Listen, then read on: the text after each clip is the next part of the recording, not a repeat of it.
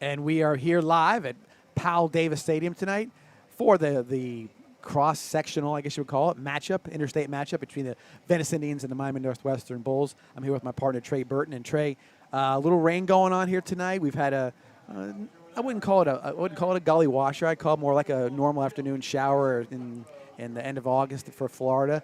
It may affect the field a little bit, a little slippage. We'll see what happens, but hopefully we'll have a good one tonight. I think we're going to have a good one no matter what. Almost rivals. Would you call us yes, rivals? Yes, I would say that over the years we've built these sort of, I don't want to call them mini rivalries, but like rivalries that that they matter in the grand scheme of things in the state. This is a game that's going to be watched by an enormous amount of people across the state because you got number 4 Venice, number 10 Northwestern, and it's one of those where that you figure out who's the guy who's going to be the team that steps up and moves up in the rankings a little bit. Yeah, state powerhouse for a state powerhouse, and so it should be a really good one. We'll see what the weather does tonight. It should clear up here pretty soon. You agree? I think so. I think we just got a little bit of a little burst of rain, and now it's just sort of going to drizzle itself out. And I think by the time we get about maybe the middle to the late first quarter, we should see the rain all gone. And I think this is one that the Venice faithful has been waiting for this whole entire offseason coming into the season. So it should be a really, really good one for us. And it really, because again, it's not too often. I mean, if you're a high school football fan in the state of Florida, you know of Miami Northwestern and their tradition. Yeah. And so for them to come here and play us, and we've gone down to Traz Powell, which is a historic place to play football down in Miami. It's kind of cool that this game is just not one of those, hey, throw it in there games. This game matters. It matters a lot, and it will matter in the grand scheme of things as we move forward. And at the end of the day, you always want to protect our home field. So we'll see how the boys react tonight. I would imagine they're going to come out fired up, and it should be a really, really good one for us tonight. No doubt. With that, we're going to go ahead and go to the pregame show or pregame interview I did with Coach Peacock earlier this week, and when we get done with that, we'll come back and talk a little bit more about what we expect to see from Miami Northwestern and, of course, the Venice Indians. Back here right after the interview with Coach Peacock. And welcome to the Venice Sports Network pregame show here with Coach John Peacock, the Venice Indians. And, Coach, tonight's game, Miami Northwestern Bulls come in very highly rated, perennial power in the state of Florida. What can we expect from Venice and a little bit from what they expect from Miami Northwestern? Well, one thing we don't want to get into is a shootout. Last week we had enough of that. We want to play a little bit better defense and get some stops. So, looking forward, we have a little bit tougher task at hand this week. With the Miami Northwestern Bulls. They got a really good quarterback. They got 2 of the top receivers in the state. Which one of them is really one of the top receivers in the country. That's 6'5" and can run and jump. And he played a little bit of quarterback last year, but hard runner too. I mean, not just fast, but hard to bring down. And he's their main receiver, and he's a mismatched problem because of his height. So, we really want to focus on let's getting some stops early and hopefully putting the ball back in our hands, so we can get out in front of them, which we don't want to find ourselves into a 42-42 game in the fourth quarter type deal. It's tough. And one thing I will say from last week's game, I know you want to improve on the penalty situation. Yes, that's one thing that we have been harping on and trying to correct is the penalties. And, penalties, are twofold for us. One is we're losing yards and we're not gaining yards. But 2 is we're stopping the game and we're preventing ourselves from creating our tempo that we like to create. So every time there's a penalty, there's a stoppage in play, a discussion. When we're penalty free and we're rolling, that's the best way we like it. On the other side of the ball, like there was a drive where would have went 3 and out 3 times, but there was a penalty on the third down, and so you did your job 3 times, except somebody did something silly. Penalties extended it. We gave up a couple of fake punts. So we got to do a better job defensively getting off the field, and offensively, we got to do a better job of not getting penalties and keeping drives going and can create our tempo. Yeah, so somebody asked about the penalties. I'm like, no, legitimately, I would say that 85% of them were not, you could have questioned some things here and there, but nonetheless, they were legit. There was no doubt about that. Yeah. So anyway, offensively last week, I thought the most improved player from Venice was Jay Snickson, a quarterback. Not because he had done anything wrong before that, but it looked like he really projected a lot of confidence and leadership at a quarterback position where it's obviously a necessity to be that way. Yeah, I think you'll see continued growth this week, and we've got some different things in that I think we can take advantage of offensively, and some stuff in our passing games that we felt like we can take some advantage of against Northwestern. So, you'll see him being a little bit more decisive, and the more reps and the more live competition he gets, the more comfortable he's going to seem. It felt like the tip of the iceberg last week. Like right. You could see, like you saw all the pieces. They were in there, but there's so much that everybody can do, and there's a lot to go. On the defensive side of the ball, last week Landon Marsters had a coming out party of his own, 16 tackles, a lot of in the backfield, very disruptive. So and Ashari Charles also had a game where he was very disruptive as well. Those two guys, again, are going to play a big part of what's going to happen. And Ben Zarkowicz played a really nice game, did a nice job. But, yeah, I think Landon had 2 or 3 tackles for losses, big tackle for losses. And then Ashari, played with unbelievable effort. Like, just the effort he played with on a snap out, every single snap was unbelievable. Came with a big turnover just because of effort play, causing a fumble. So, both those guys had big nights. I thought also secondary. I thought the tackling in the secondary was very good. You had a 4-star kid going to Oregon who could run, but he didn't have a lot of after catch stuff. So that's good to see. That they're not going to let guys just catch the ball and take off downfield. One other thing, the third phase of the game, special teams. Our buddy Bruno Royce, a lot of kicks last week, and I know that's a good thing. But it's like 10 kickoffs. 9 out of 10 in the end zone for touchbacks, and then 9 for 9 on field goals. On extra points. Yeah, and we just missed a 52-yarder. Yeah, a little wide right. Wide right, yeah. So he's a perfectionist. So he's definitely a bright spot when we're kicking off, and you can just kind of just go sit down and wait for him to get the ball at the 20. It's really great. It can be a little demoralizing getting a touchdown scored against you, and you're at the 20 every single time. Every time, yeah. No doubt about it. Well, Coach, good luck for tonight. It's going to be I think a very hard fought game. I think it's going to be a very entertaining game. I think everybody tonight who's watching out there in YouTube land is going to enjoy this one for sure, and I'll look forward to something good for the Indians. Yeah, enjoy the show. No doubt. With that, we'll be back here at Powell Davis Stadium live for the other part of our pregame show right after this.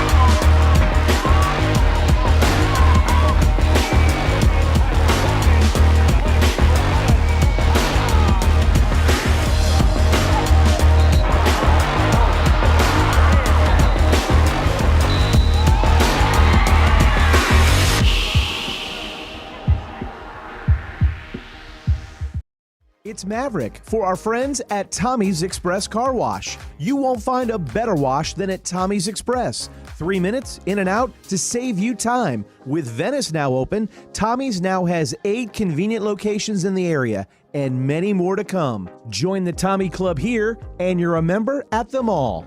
Text the word WORKS to 52884 and get a free Works wash. Good luck this season and go Indians! What does Douglas Jeep Chrysler Dodge Ram and Venice High football have in common? The perfect team and the perfect lineup. Douglas Jeep Chrysler Dodge Ram will always go the extra yard, so you can score big with the area's best selection and savings. So if you're looking for a championship vehicle lineup and a dealership that tackles the competition, visit Douglas Jeep Chrysler Dodge Ram in Venice. And if you're looking for a championship football lineup, check out the Venice High football team. Who supports Venice High football? Douglas does.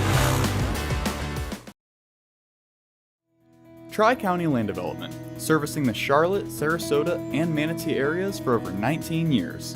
Quality workmanship in residential and commercial site development ensure that what you need is done right the first time. Tri-County Land Development. And we're back here at Powell Davis Stadium, just finished up the national anthem by the Venice High School Marching Band. Great job again by the band. They're doing all kinds of new stuff this year. They're coming out with different formations and on the field in different manners. So good for them. They've definitely had a sort of a resurgence the last couple of years with the band, and they're doing a fantastic job.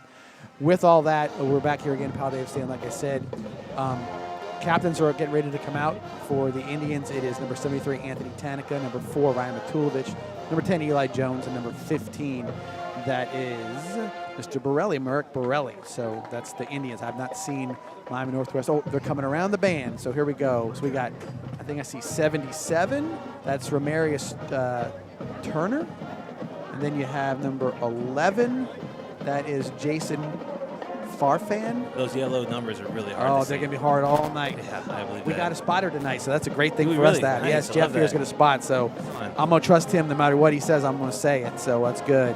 I'm going to say it looks like 3, Deanangelo Thompson, and I haven't got the 4th guy, but we'll get some cred here in a little bit. But we was talking earlier about the 2 teams traditionally being powerhouses in the state and everything else, but this year. Coach Peacock had told me during the interview that I did with him on Tuesday night that it's both teams are going to be as talented as they were last year. He said Miami Northwestern seemed like they were on film looked a little more disciplined, and not from a attitude perspective, but just like with their assignments and whatnot like that. And the Indians, big improvement from game 0, which is the Kickoff Classic, to game 1. I think you can attest to that too. No, I agree. And, I mean, this is Teddy Bridgewater's first year as a head coach at Miami Northwestern. They had an off year last year. Obviously, the talent is never lacking at Miami Northwestern. So it's fun to see Venice, go down there and play, and then now Miami coming up here to play. And so I would imagine, fast race game tonight. Yeah, I think a lot of points as well. I didn't avoid saying the name Teddy Bridgewater because that's obviously the guy that a lot of people have their eyes on tonight because leaves the NFL and goes directly into high school football coaching. That's sort of a interesting move. I don't know if that's something that you see a lot of guys that take a little time, enjoy a little retirement before they throw themselves into a kind of a fast-paced, time-consuming job like high school football coaching. Yeah, and I think when you think of Teddy, he's been a really good player in the NFL for a long time. He was a backup, he was a starter. He's seen, the whole entire spectrum of the NFL. So he has so much knowledge to pass on to these kids. And so I think a lot of it, especially in this first year, is how much these kids buy in to his system, to what he's seen. How much they respect him, and then it's only going to continue to grow from here on out. Right. Like I said, and he's not taking over a program that was lacking anything. at all. No, he got involved with a Lamborghini, compared to what it is. So he's got some players, and I think one of the things too. I would say from perspectively that you have to look at he's used to playing with a certain level of talent at all positions, and in high school you're going to have talent, but you don't know maybe a play there or something you think could work.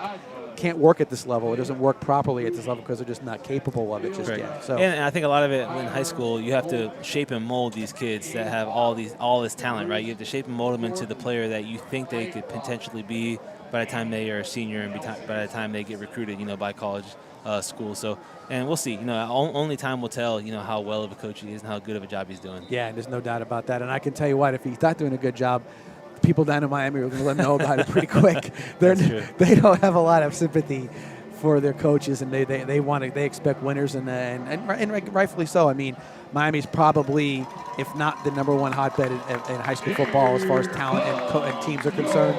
They're in the top 3. If you can find another place, I'd be surprised. Indians came out a little less fanfare tonight with the weather thing kind of putting a damper on some of the pyrotechnics and whatnot, and here comes the Miami Northwestern Bulls. With that, we'll take a quick timeout, come back here for the opening kickoff in about 90 seconds. We'll be right back with the opening kickoff.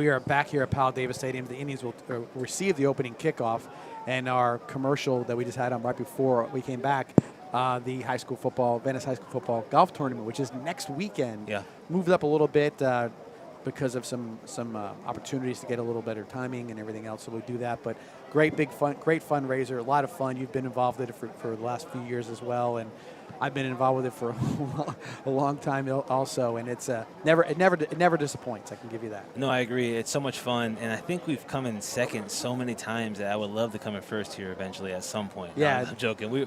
My team is usually so bad. We're usually at the bottom, but it's usually a lot of fun. But it is a tournament where you have a lot of fun, so there's no doubt about that. So hopefully you all get to enjoy it next week, whoever's playing it, and maybe we'll have a little conversation about it next week. Miami Northwestern, again, getting set to kick off. Kicker at Lixie's number 30-something. Number 32, Ethan Silva, will be the kicker. And back deep for the Indians, number 1, Winston Watkins.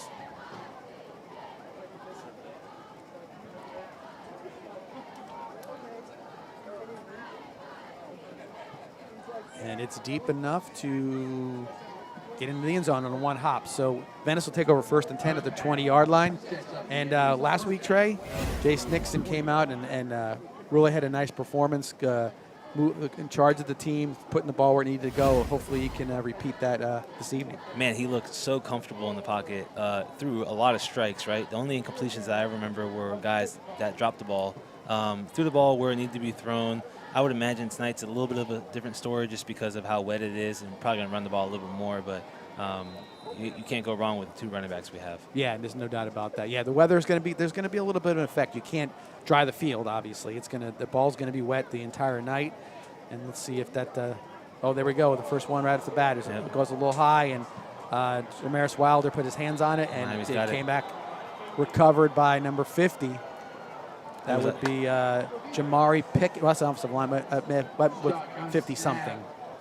Close enough. We're good. 53. Maybe it's DeAndre Wheeler, I think. So that would be the situation there. So what Venice tried to do was snap the ball to the running back. Yep. And it looked like Gator, and it just went through his hands.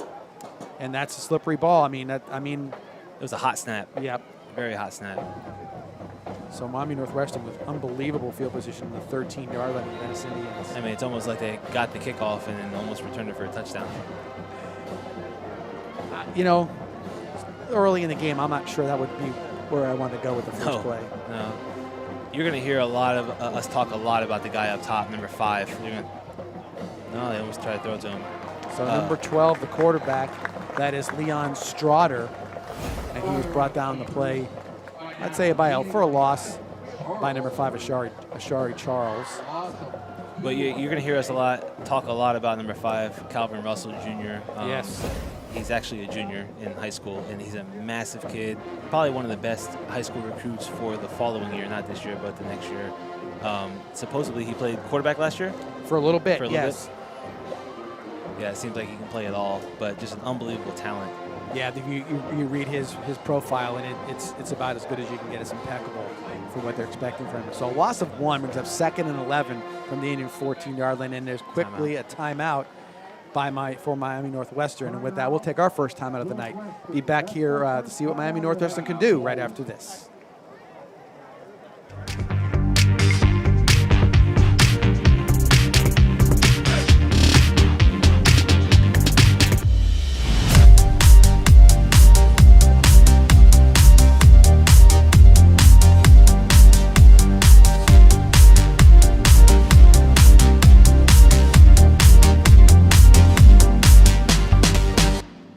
We're back for another big season of the John Peacock Coaches Show.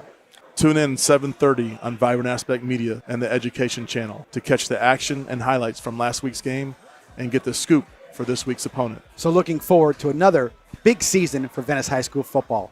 See you here on Thursday night. All righty, we're back. It's 2nd and 11 after the timeout. Strotter under center. Motion. Toss to number 9. Yeah, good tackle. Good tackle, though, Great tackle. That's by Kenai Brantley. That's King Davis on the run. So you see the front side of the defense making the ball go backside, and you have a bunch of guys pursuing, and then great inside-out tackle right there. So another loss of 1.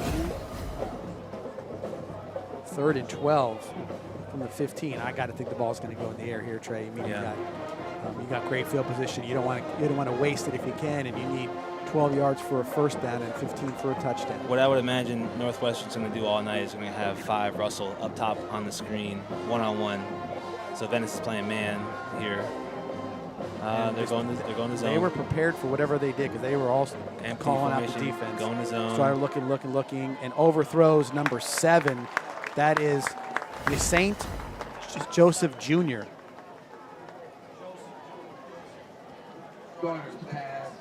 So 4th down, and I think they are going to go for the field goal. So that's a victory right there for the Venice Indian defense. Coach Shannon's going to be happy with that. Yeah, and it kind of shows you how prepared Venice's defense is for whatever look Northwestern throws at them. You know, they motioned to empty, so Venice defense checked to the empty check, whatever they wanted to do for today, and had everybody covered.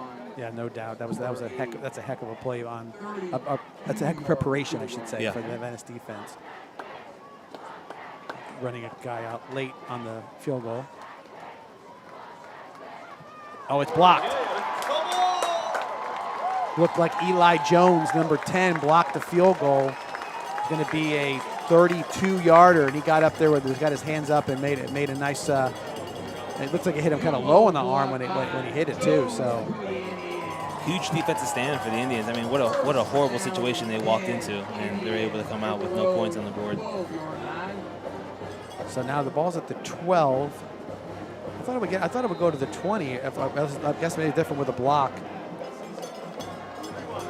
I'm not gonna lie, I didn't even see the ball. Did it go in the end zone? The ball did? No. It's They said they're gonna have to figure out. Yeah, their coaches are going down there. Mr. Claybert down there. He's telling Coach Peacock that should be back to the 20-yard line. It's not a spot foul, a spot situation. The ball should be at the 20. There's a flag on the field though on the 30-yard line. Too many guys. 4, 5, 6, 7. Something going on. Yeah, too many guys in the field for Miami. So they're going to wave it off because they're probably going to say no play at this point. Let's see what they do. So Eli Jones with the block kick. They call it timeout. Northwestern did. Oh, okay. And they're still not. I guess they're not going to give him the 20 on this. I thought, no matter what, I guess it didn't go through the end zone. Maybe that's the situation. But I always thought it went back to the 20. So maybe the interpretation was wrong. They're talking. They're not. You know, they're communicating with each other. So I guess it seems like the Venice coaching staff is okay with it now. But again, like you said, big play. You know that's game like tonight. Obviously, you saw 2 things that are going to play a huge part in it. We had a turnover right off the bat, and we had a special teams player off the bat. Those are always critical in games of this magnitude. Yeah, it's almost as if we didn't even play offense, right? Like no, we're literally right back like to the square first one. play done on defense. So we'll see what we have called here. So 1st and 10 at the 12. Going to Wildcat. That is Wilder on the carry. Brought down by number 14, Desmond Johnson. Give him 4, be 2nd and 6. And a lot of times when you come out with an exotic, formation, this being Wildcat, you're trying to see what the defense lines up in and what you might be able to get him in later on in the game. Watkins keeps it, and he might have a chance when he takes it up to about the 49-yard line of Miami Northwestern, talked down by number 4, Javari Flowers, but not before a big run and a first down for the Indians. Great block by 35. 36 there. That's Kane Judson. Yeah, great block. So it's up to they gave him to the 47 of Northwestern, so 1st and 10 Indians. Handoff to... Is that Wilder? That's Wilder. Yeah. So Nixon's back there at quarterback. Yeah, they're out of that stuff. So now we're at, they gave him 6 yards, 2nd and 4. You see Venice with 3 wide receivers down here at the bottom, just to see what Miami, an interception. Ball was intended for Watkins, and it picked off by number 1. That's Tawan Cox. Flag on the play. It was tipped at the line of scrimmage and tipped by Winnie, and then right in the hands of number 1 Cox, brought down by Tanaka. Was a flag on the play. Oh, we got a face mask penalty on Venice on the tackle. So that'll be a 15-yarder. Man, 2 straight drives in a row. You know, That's turnovers kills you, man. Absolutely kills you. Yeah, you can't win a game on a turnover battle. No, especially against a good team, man, like this. Like, you can't give the ball over. So that was 1st and 10 now at the 48-yard line from Miami Northwestern. See if they come out with a little bit more diversity in their attack here. Handoff now to, that's number 9. That's King Davis again on the on the run.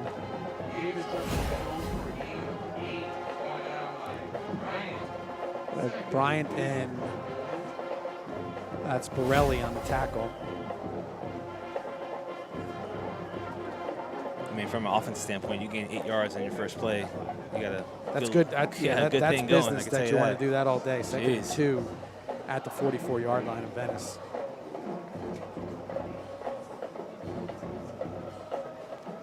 And if again to Davis, this time it's Ashari Charles on the tackle. But I think he got the first down again, give him 2 on that one, and it'll be a first down for the Bulls. And Ashari is a guy we're going to be watching all night. What an unbelievable player. His hustle is second to none on the defensive standpoint, and his talent is really, really good. He might be one of the most talented defensive players we have on the defense side of the ball. He gets his motor going. He gets into he is tough to stop. And I think last week you had mentioned how he pursued down the line so nicely into some of those plays, especially when he got going in the second half. 1st and 10, Bulls. Indian 42-yard line. Strotter hands off to Davis again. This time Eli Jones leads the tackle along with Marsters.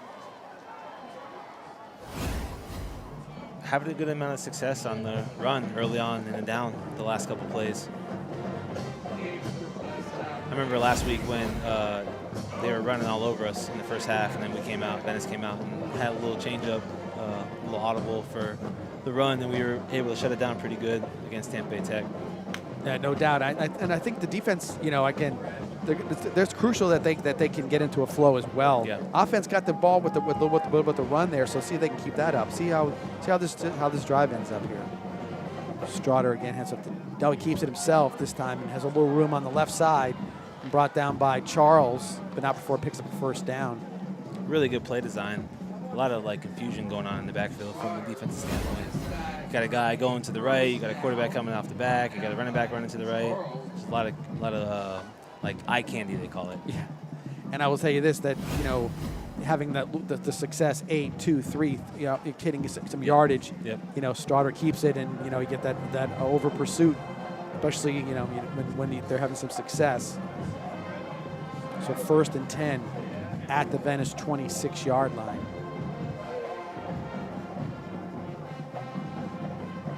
Strotter takes the snap and keeps it again. This time Zarkowitz was there to stop him for no gain. Ben Zarkowitz with a nice play. So you see Ashari Charles going down and tackling the running back, even though he doesn't have the ball, and then you have a linebacker coming up, ready to go. Yeah, around the edge. Almost a clip on 5, Russell, on that play. It looks like he pulled him just in time. So no gain. 2nd and 10, 26-yard line. 5:57 left in the first. I say that now because after last week's game. Last week was long, bro. We don't need 3 hours and 40 minutes again. Great job by Ashari right there. Davis on the carry. Marsters, Jones, and that would be Charles as well on that one. There we Look go. how he right there. retraces that. I love that, man. Great effort. Give them all credit on that one.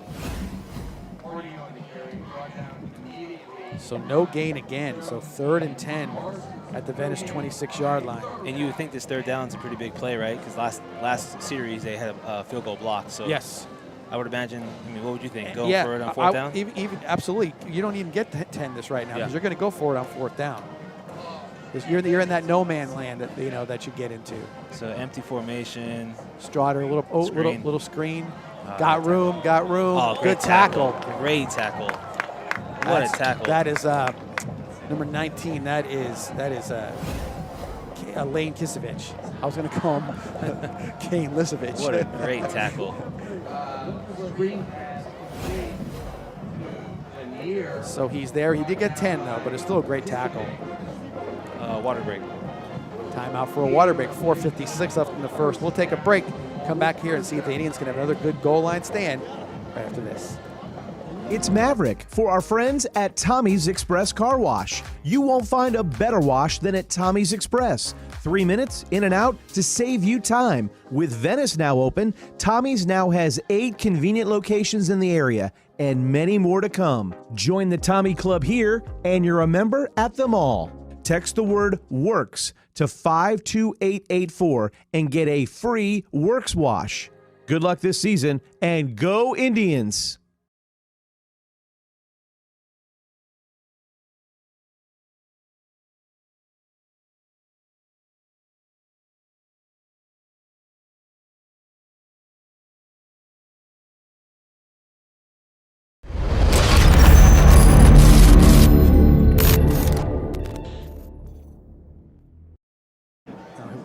We're back after the water break.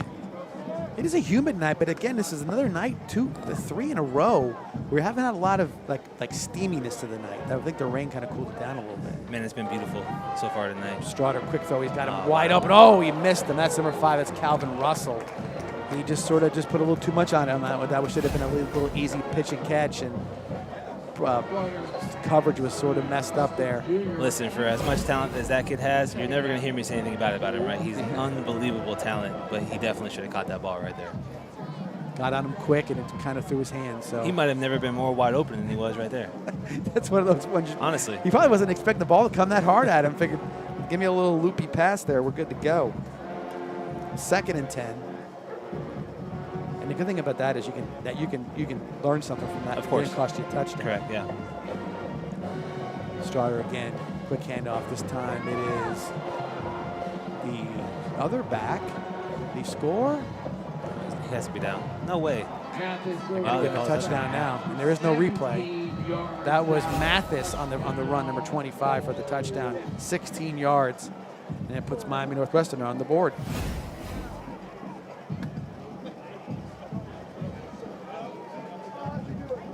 Seems like they formationally set up a few things on those last 2 plays that they found a little weakness there on the left side of the defense. So. Yeah, if you watch the replay, we've been having the defensive end crash down on the running back, and it looked like our defensive end wasn't as aggressive as he has been the last couple times. We had a penalty on the play.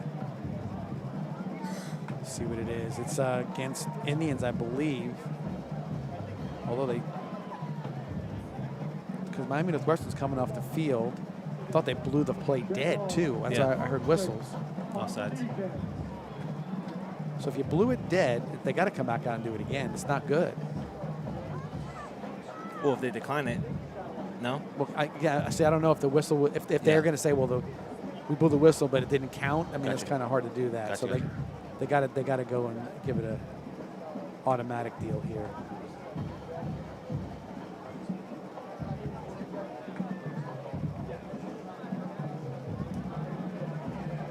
And Venice follows something that they're with the kicker to the first block. They're not rushing hard at the middle. They're just jumping. Yeah. And they got some guys who can jump and they're tall. So we'll see if it works to their benefit again.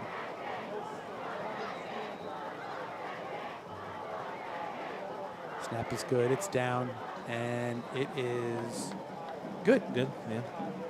So 4:45 left in the first quarter. Your score, the Miami Northwestern Bulls 7, Venice Indians 0. Be right back here for the kickoff to the Indians right after this.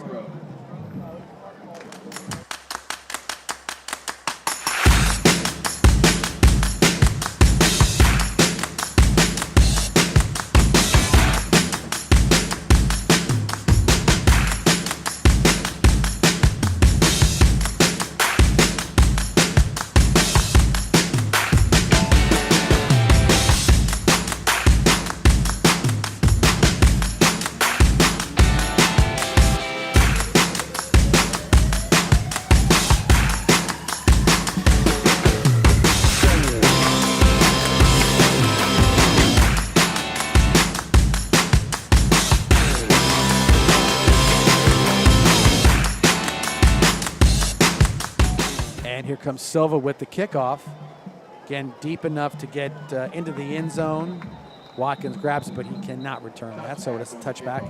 Indians start their own 20. Yeah, let's see how the offense responds here. I mean, we had a ball thrown to Winnie that was definitely catchable, by his standards. I mean, he's one of the best players in the state of Florida. So. Yeah, no, and again, it's 2 turnovers. You got to be more careful with the ball right now. You got to grip it a little tighter, whatever that may be. Because I was going to say earlier, there was a stat back in the day. I'm talking early 2000s, where if Venice with their veer offense, which you saw the latter part of that, under three turnovers in a game, they were like 80% winners, 90% winners. So turnovers, no matter when they are, it's just the number sometimes can touch you. That was his direct snap. That is Tamaris Wilder again. Gators on the run. And he gets brought down about the 32-yard line. Number 17, Antino Branch Jr. on the tackle. I'm liking the run tonight, Trey. I mean, they're having plenty of success with it right now. Well, after just watching the replay right there and watching the O-line and the pulling guards fit their fits, I mean, geez, why would you not run the ball? So first time on the 31-yard line. Wilder. Oh man, maybe that's the reason why. Killing you, man. Jeez. You got to secure the ball. There's got to be more. You got to be conscious of it. You just can't be trying to. He's trying to make a move before he's got the ball in his hand. Loss on the play of 5 yards. Second and 15 at the 36-yard line. Yeah, they haven't had an answer for the Wildcat, but I mean, shoot, you can't run Wildcat at 2nd and 15. Right.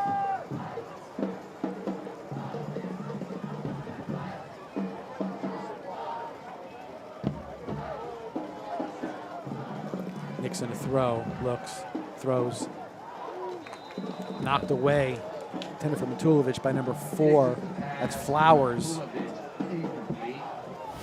That's great coverage, honestly. Yeah. You're exactly right. What was he going to do? He's covered right there, didn't put his arm on his back, did nothing to show any type of pass interference. And now you're, again, before you 2-down territory, right? You think you got Macho Jones in at running back. Fake to him, throw to Watkins. Watkins is in a heap of trouble that he managed to get out of there and get 1 yard. Tackle it in by number 21. That is Cameron Anderson. Yeah, I think, the whole entire drive got stalled when we dropped the ball, in the backfield. Are you a fan of that tunnel screen? I am at times, for sure. Okay. 100%, yeah. It just seems like there's so many people around. You know what I mean? Like it can be just a whole. You got guys coming. A guy could just turn around, be in the wrong spot, and knock the pass down sometimes. I think it's really successful on the teams that throw the ball down the field, right? So if you throw the ball down the field, then the D-line has to rush to sack the quarterback, right? But if you don't ever throw the ball down the field, or at least give them a look where you're going to throw it down the field, then there's no reason for the D-line will take 3 steps, they see it's passed, and then they turn, right? They turn, and they're going to look for where the ball might go just because of how quick the ball gets out of the quarterback's hand. Right. And so I think a lot of it has to do with, the type of passing scheme that the Indians have. The conversation between Coach Peacock and the referees, the penalty looks like a legal formation or a procedure against the Indians declined. There was no gain on the completion, so it's now 4th and 15. And Bruno Royce coming in for the 53-yard field goal. I like this. Yes. Because it goes in the end zone, it goes to the 20. That's what we were saying earlier. Yep. But he has the leg for it, that's for sure. There's no doubt about it. Let's see what the snap and hold looks like. Not bad. Get there, ball. It's long enough. Come on. And it is good. What a kick, man. 53-yard field goal. Bruno Royce. What a kick. What's more impressive is the hold. The ball was on the ground. He got the ball off the ground. With a great hold. Yes, and put it on the tee and was able to kick it. That's what an advantage, and you can go to that guy and say he can make that kick. How often have you seen someone kick a field goal like that? and it's high. It's let's see it. It did Way high. And it cleared it by 4 yards. Just enough. We'll take it. Yeah, I mean, still, if it's like it could have went 55 maybe on that one. So again, great kick. In again, he's dealing with a slippery field also, so sure. that's really good. So with how bad the offense has been, I mean, what a great kick that was. that's a little bit of a savior right there. Oh man, jeez, what a great kick. So kickoff now for the Indians. It's Royce again. What is the record here at Venice, distance-wise? That might be it. I know that Sessa, I'm not sure if he ever kicked one as far. I know he could have kicked it as far. I know you're our statistician, play-by-play announcer. I mean, I've never put a 53-yarder down. I can promise you that. If anybody knows, you 100% know. Yeah. So I would say kick. I think that's a school record right there. Wow. You never know. There could have been somebody, iron-toed guy, whoever, 1971 or 1966. But if somebody knew, it would be you, for sure, by far. No one else would have any clue except for you. So if you're saying that's a school record, I'm pretty I was here sure. for it. Yeah. I was here for it. You were here for it, so it's awesome. Let's hope that's not the only highlight tonight. No, I agree. Although it's a good one. I agree. It's a very good one.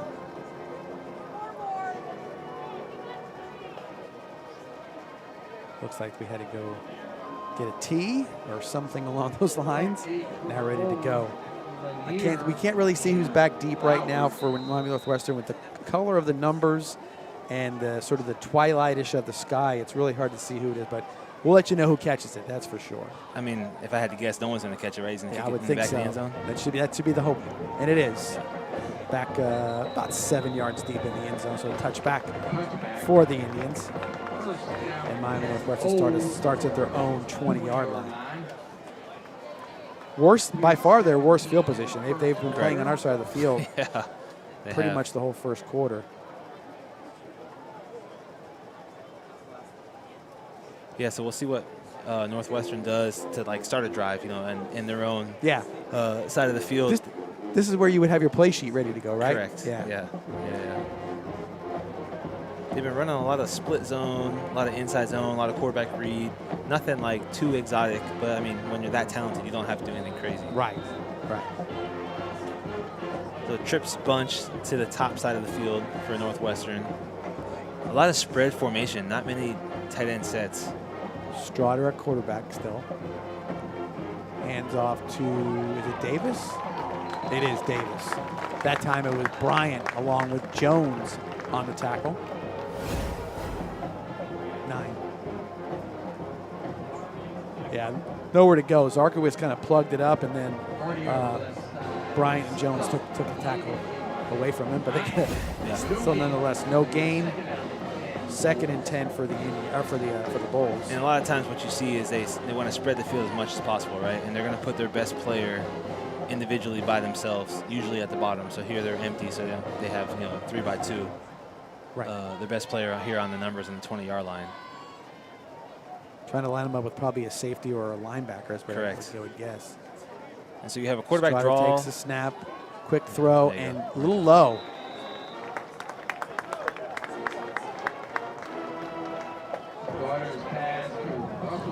So again, didn't quite get the timing up on that. Was that a little low? Maybe could have thrown a little better pass.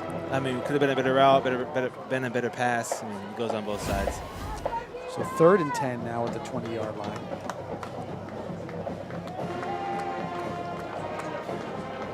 Do you run it here, conservative, or do you do the screenplay work? Yeah, I think it's screen or a run, either one. Right now, it looks like a screen, the way the quarterback's pointing left and right. I would imagine it's definitely going to be a screen to the running back. Nope, go downfield. And he is intercepted. Great play. Wow, that was sort of a weird play. It looked like nobody was really on the same page, and then Strotter threw it downfield, and that was number 19 again. That is Lane Kisevich on the interception.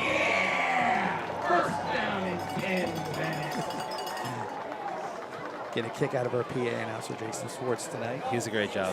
But good getting his energy back in the room. He wasn't here last week, so no, he wasn't. But George does a good yeah, job too. Sure, so they've got 2 very qualified PA announcers. 1st and 10 at the Northwestern 47, and this is an opportunity for Venice to put a little heat on them right Look now. how See what far they that can corner do. is playing off up top. That was Tackle. Wilder on the play.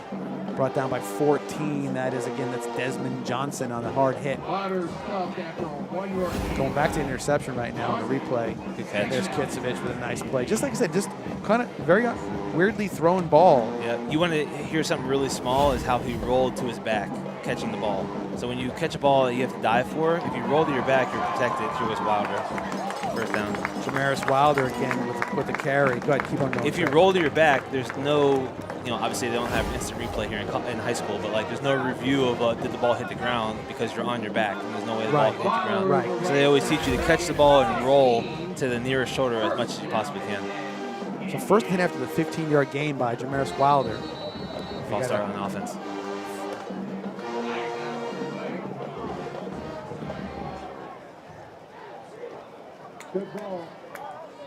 False start on the Indians. Penalties and turnovers are just not your friend. I mean, especially to start. I mean, we're not starting the drive, but this is a first down, right? So it's 1st and 10, and then you go to 1st and 15, and there's not really many plays you have to call for 1st and 15. Wilder on the carry, stuffed by looks like 21. That is Anderson on the tackle. Looks like no gain. So 2nd and 15. So yeah, you're 5 yards doesn't seem like much, but it's 1st and then if you make a good play, you're still 2nd and 9 or whatever. So now you're 2nd and 15, and there's not a lot of plays you want to look at when you're 2nd and 15.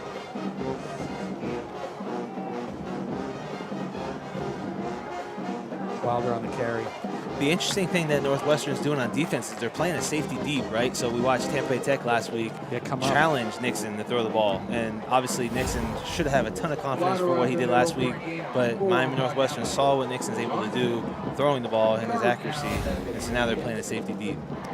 It's been different. I mean, we haven't had that, in a while, in a long while. Something different to look at. For sure. So a 4-yard gain, 3rd and 11.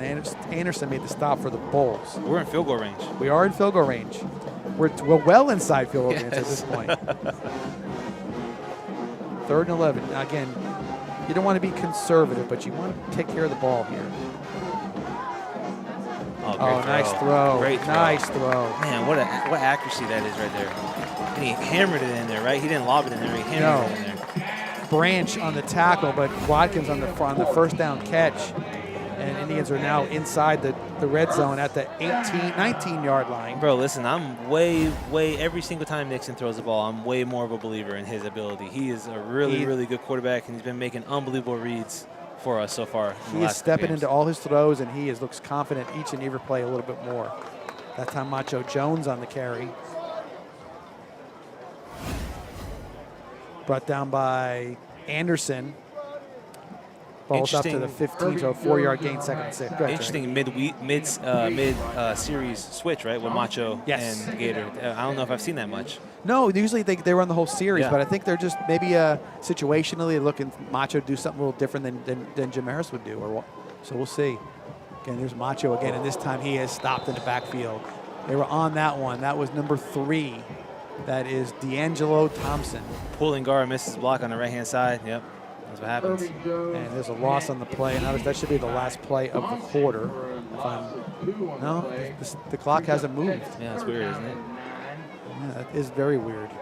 So a loss of 3, 3rd and 9 at the 18-yard line. Good read. Great read. Good throw. Great read. Up to the 9-yard line. Man, it should be enough for a first down. Great read. Brought down by Flowers. Look how decisive he is on the throw. Like, he didn't wait.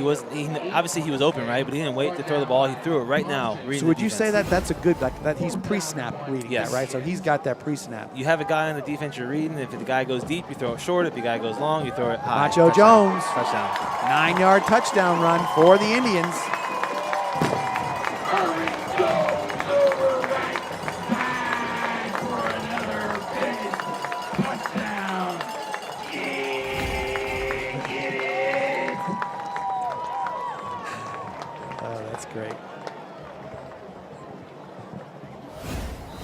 And the play clock, it's still 25 seconds. Is nobody realizing that the clock is not working? Yeah, what's going on? I don't know. We're having an infinite game. This could be at 1 o'clock in the morning if this is the case.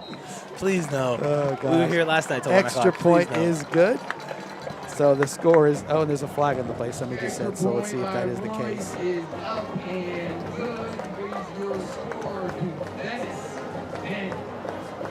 Miami Northwestern. We've got to let somebody know the clock is not running. I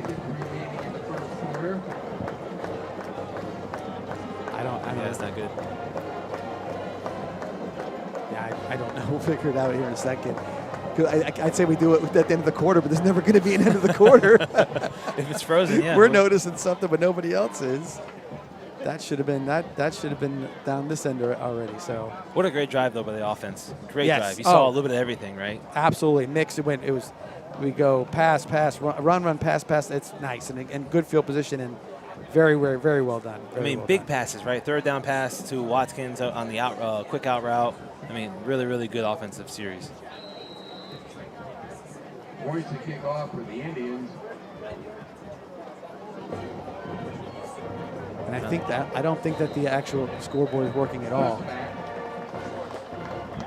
The clock.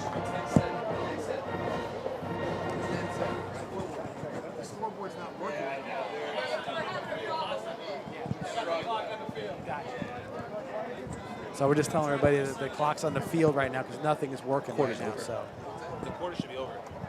Or close to being over. Close to being over, for sure. yeah, it's got to be getting close.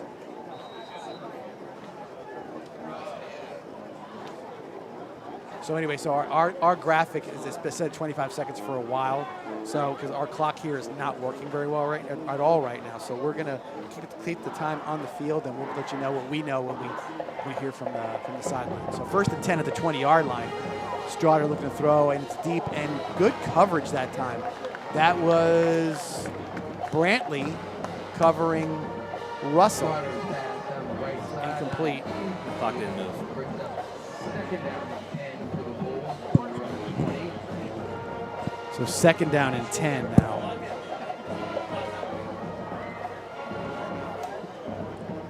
It's not moving. Yeah.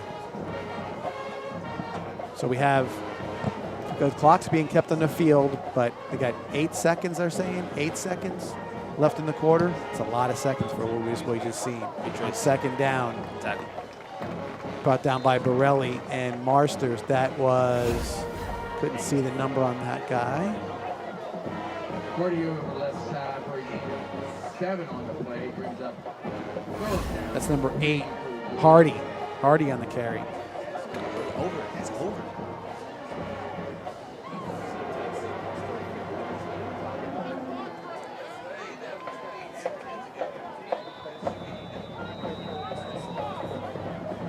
So now the quarter's over. It took a while to get down to 10 seconds, but that was a long amount of time. So get a little extra football tonight. So we're going to take a break after that. So the end of the first quarter, a lot of confusion up here, but it's 10-7 Indians. That's all we need to know. Start of the second quarter right after this. It's Maverick for our friends at Tommy's Express Car Wash. You won't find a better wash than at Tommy's Express. 3 minutes in and out to save you time. With Venice now open, Tommy's now has 8 convenient locations in the area and many more to come. Join the Tommy Club here and you're a member at them all. Text the word WORKS to 52884 and get a free Works wash. Good luck this season and go Indians! What does Douglas Jeep Chrysler Dodge Ram and Venice High football have in common? The perfect team and the perfect lineup. Douglas Jeep Chrysler Dodge Ram will always go the extra yard, so you can score big with the area's best selection and savings. So if you're looking for a championship vehicle lineup, And a dealership that tackles the competition. visit Douglas Jeep Chrysler Dodge Ram in Venice, And if you're looking for a championship football lineup, check out the Venice High football team. who supports Venice High football. Douglas does.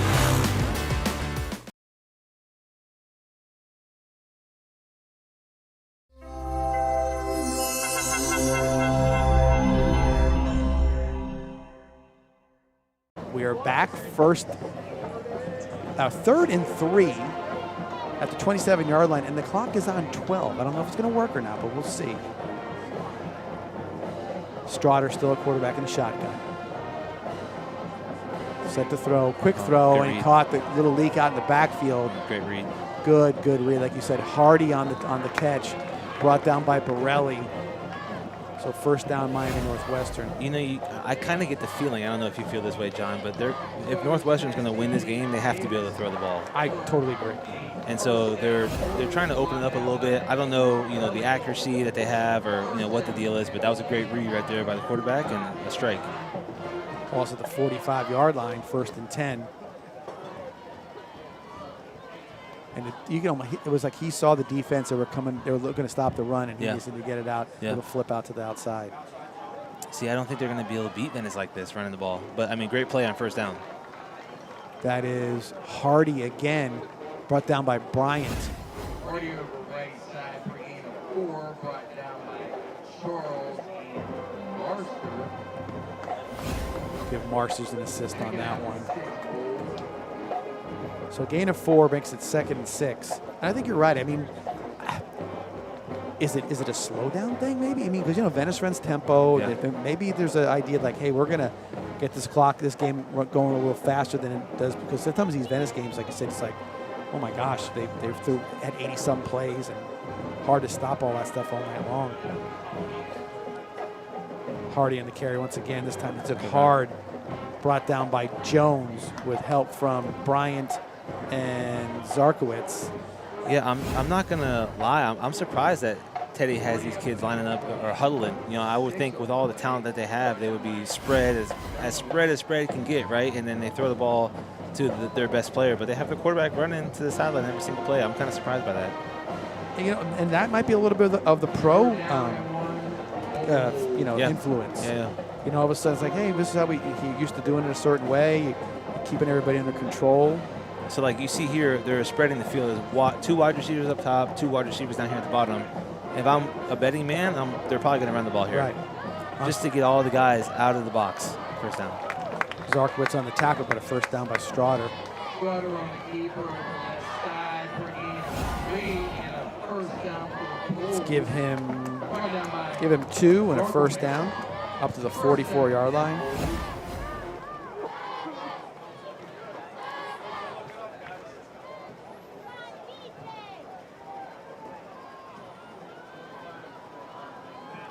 Strotter gets the throw out of the backfield. That time Great tackle. Quick tackle by Rue. First time tackle. I called his name tonight. That pass complete to Mathis for a short gain. Ball's up to the 2-yard gain. Really, really good tackle. It's up to 2nd and 8 from the 42.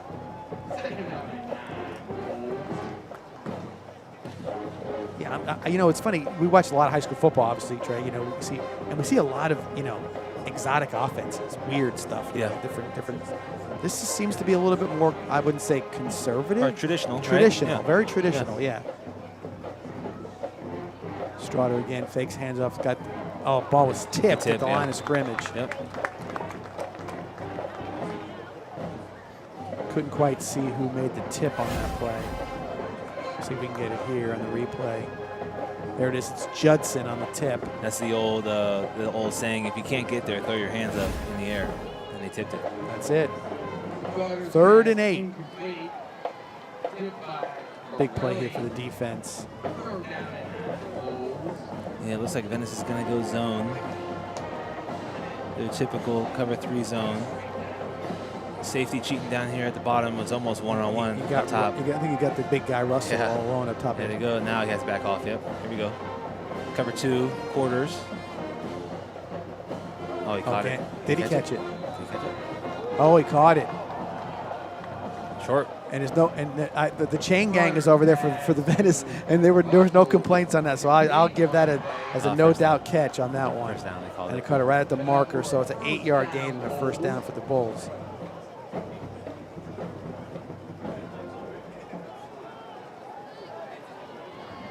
A little behind them, though. Yeah.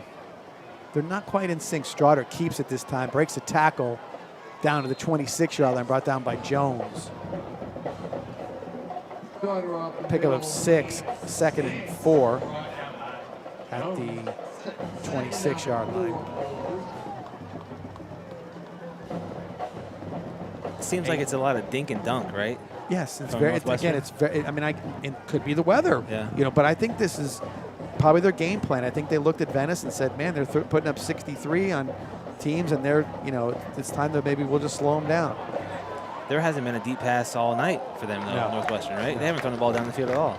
Just the one that was the interception, but Yeah, that wasn't yeah. really. That was just sort of seemed like a bit of a broken play. Yeah. Pass intended for Hardy, incomplete.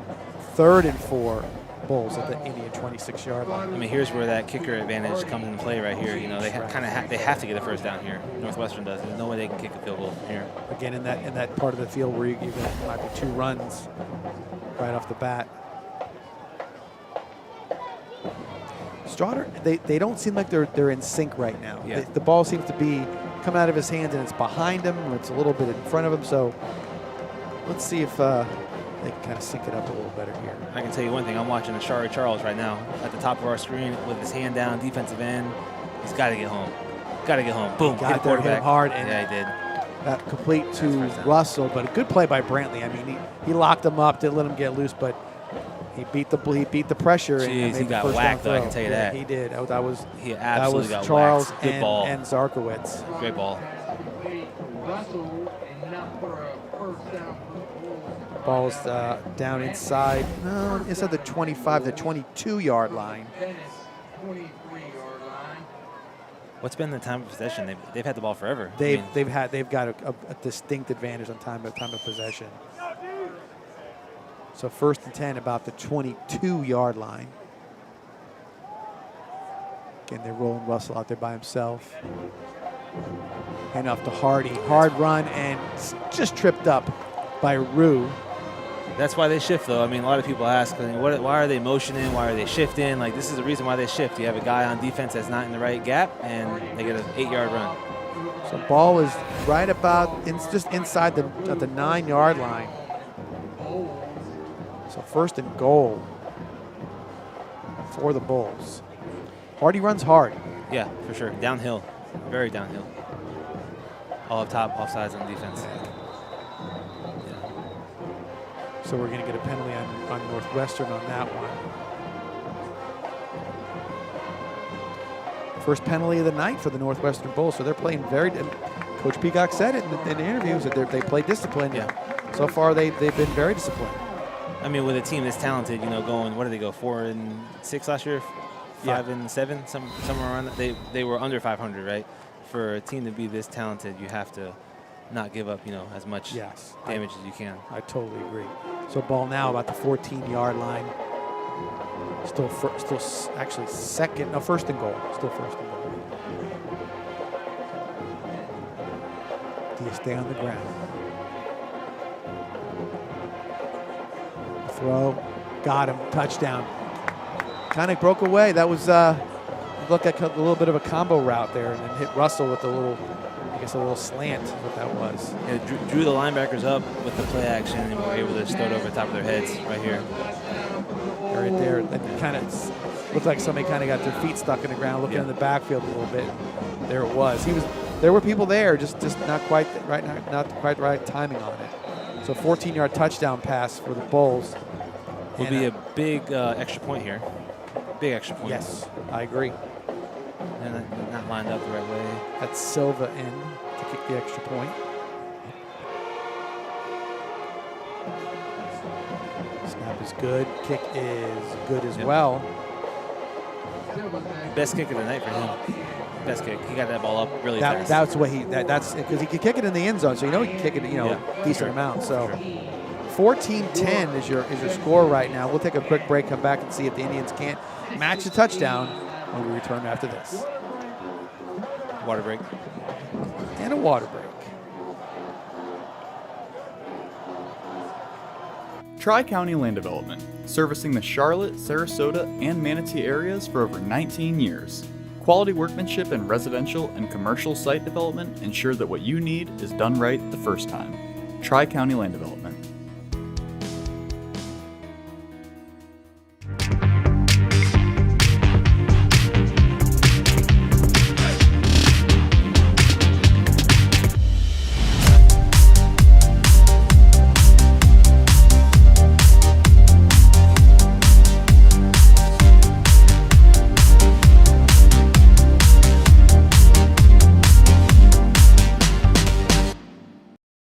We're back for another big season of the John Peacock Coaches Show. Tune in 7:30 on Vibrant Aspect Media and the Education Channel to catch the action and highlights from last week's game and get the scoop for this week's opponent. So looking forward to another big season for Venice High School football.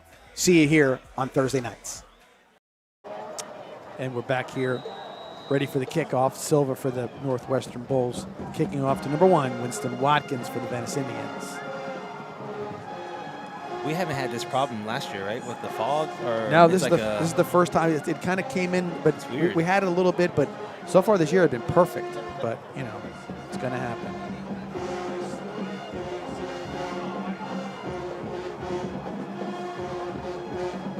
And he gets into the end zone. So he actually he has the leg for sure. Silva can kick it into the end zone for a touchback. 1st and 10 from the 30. Would love to see the Indians give the ball to Winnie a little bit, a couple times this drive. Yeah, I mean, He's get just him so in the flow of it, you know what I mean?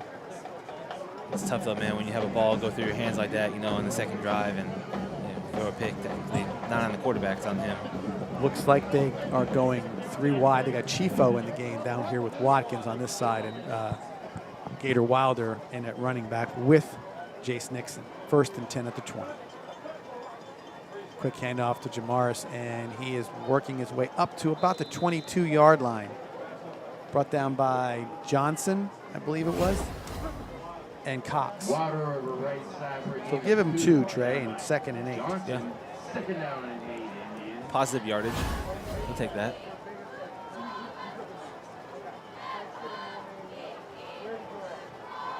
Quick throw. Incomplete, intended for Matulovic.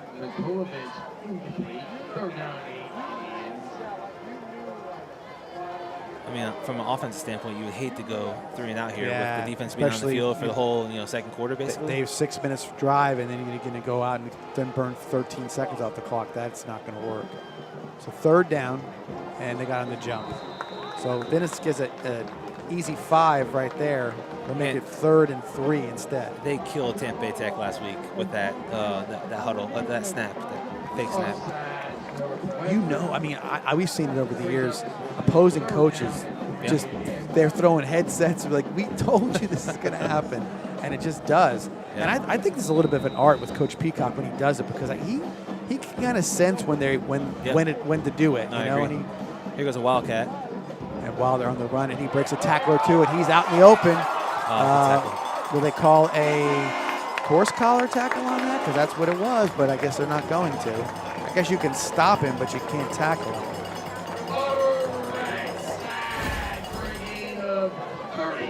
Look how hard he runs, man. Always downhill, always falling forward. So staying with the jumbo package, Wildcat, and falls to the 39-yard line. Watkins keeps it. One of the ball. Lost his helmet. Got it down inside the, I would say the 33-yard line, maybe a gain of 6. Targeting, huh? Has to be, right? The helmet to helmet? It's got to be. Right there, yeah. On 17? 17. Yeah. That's a Branch. So it should be, they should tack on 15 more, and then it should be inside the 20. Does Winnie have to come out? Helmet, yes, yeah. yes.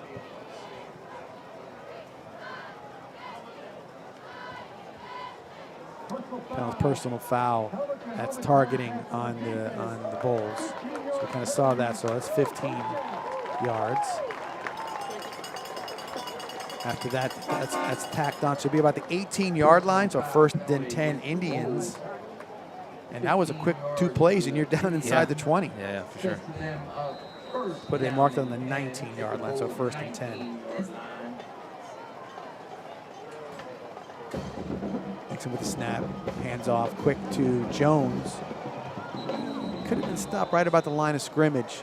Tackle it in there by 3. That's Thompson for the Bulls. Good play by him. Great slant by him. Yeah, he just beat the offensive lineman to the spot.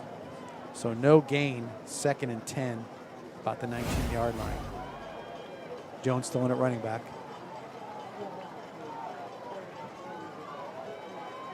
Man, there's nobody on the right side of the field. If the tight end runs a corner route, absolutely nobody over there. Play action corner. Do they see it? Do they want to see it? There's nobody over there. He stayed in and blocked. The other way. He's always got Winnie open. Touchdown. Great throw. Great throw. Man, on the Great money. read. On the Yes. money.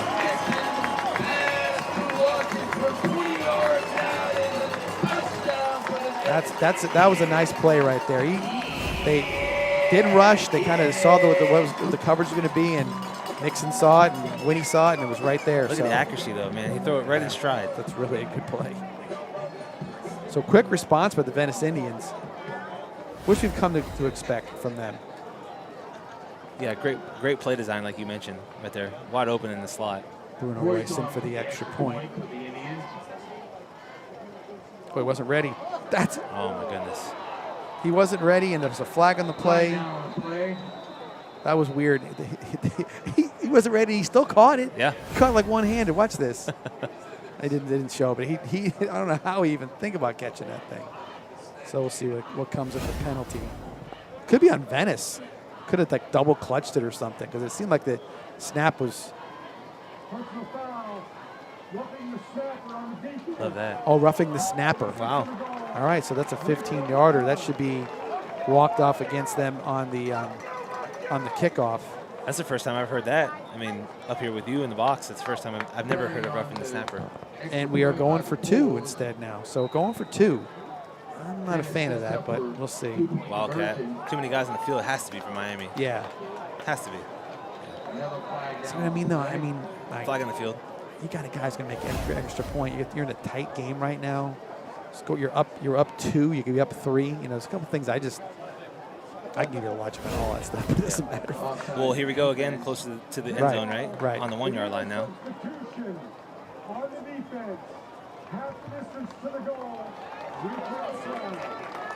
Picking up some penalties in the last 3 or 4 minutes of this quarter that we hadn't seen out of them early. Very disciplined early. Watkins again in Wildcat keeps it and makes his way in for the 2 points. Yeah. So Take it. makes the score 18-14 with 4:33 left in the half. If that is what it really is, Yeah. we'll see. With that, we'll take a break. Be back here for the last 4:33 of this half. It's Maverick for our friends at Tommy's Express Car Wash. You won't find a better wash than at Tommy's Express. 3 minutes in and out to save you time. With Venice now open, Tommy's now has 8 convenient locations in the area and many more to come. Join the Tommy Club here and you're a member at them all. Text the word WORKS to 52884 and get a free Works wash. Good luck this season and go Indians! What does Douglas Jeep Chrysler Dodge Ram and Venice High football have in common? The perfect team and the perfect lineup. Douglas Jeep Chrysler Dodge Ram will always go the extra yard, so you can score big with the area's best selection and savings. So if you're looking for a championship vehicle lineup, And a dealership that tackles the competition. visit Douglas Jeep Chrysler Dodge Ram in Venice. And if you're looking for a championship football lineup, check out the Venice High football team. Who supports Venice High football? Douglas does.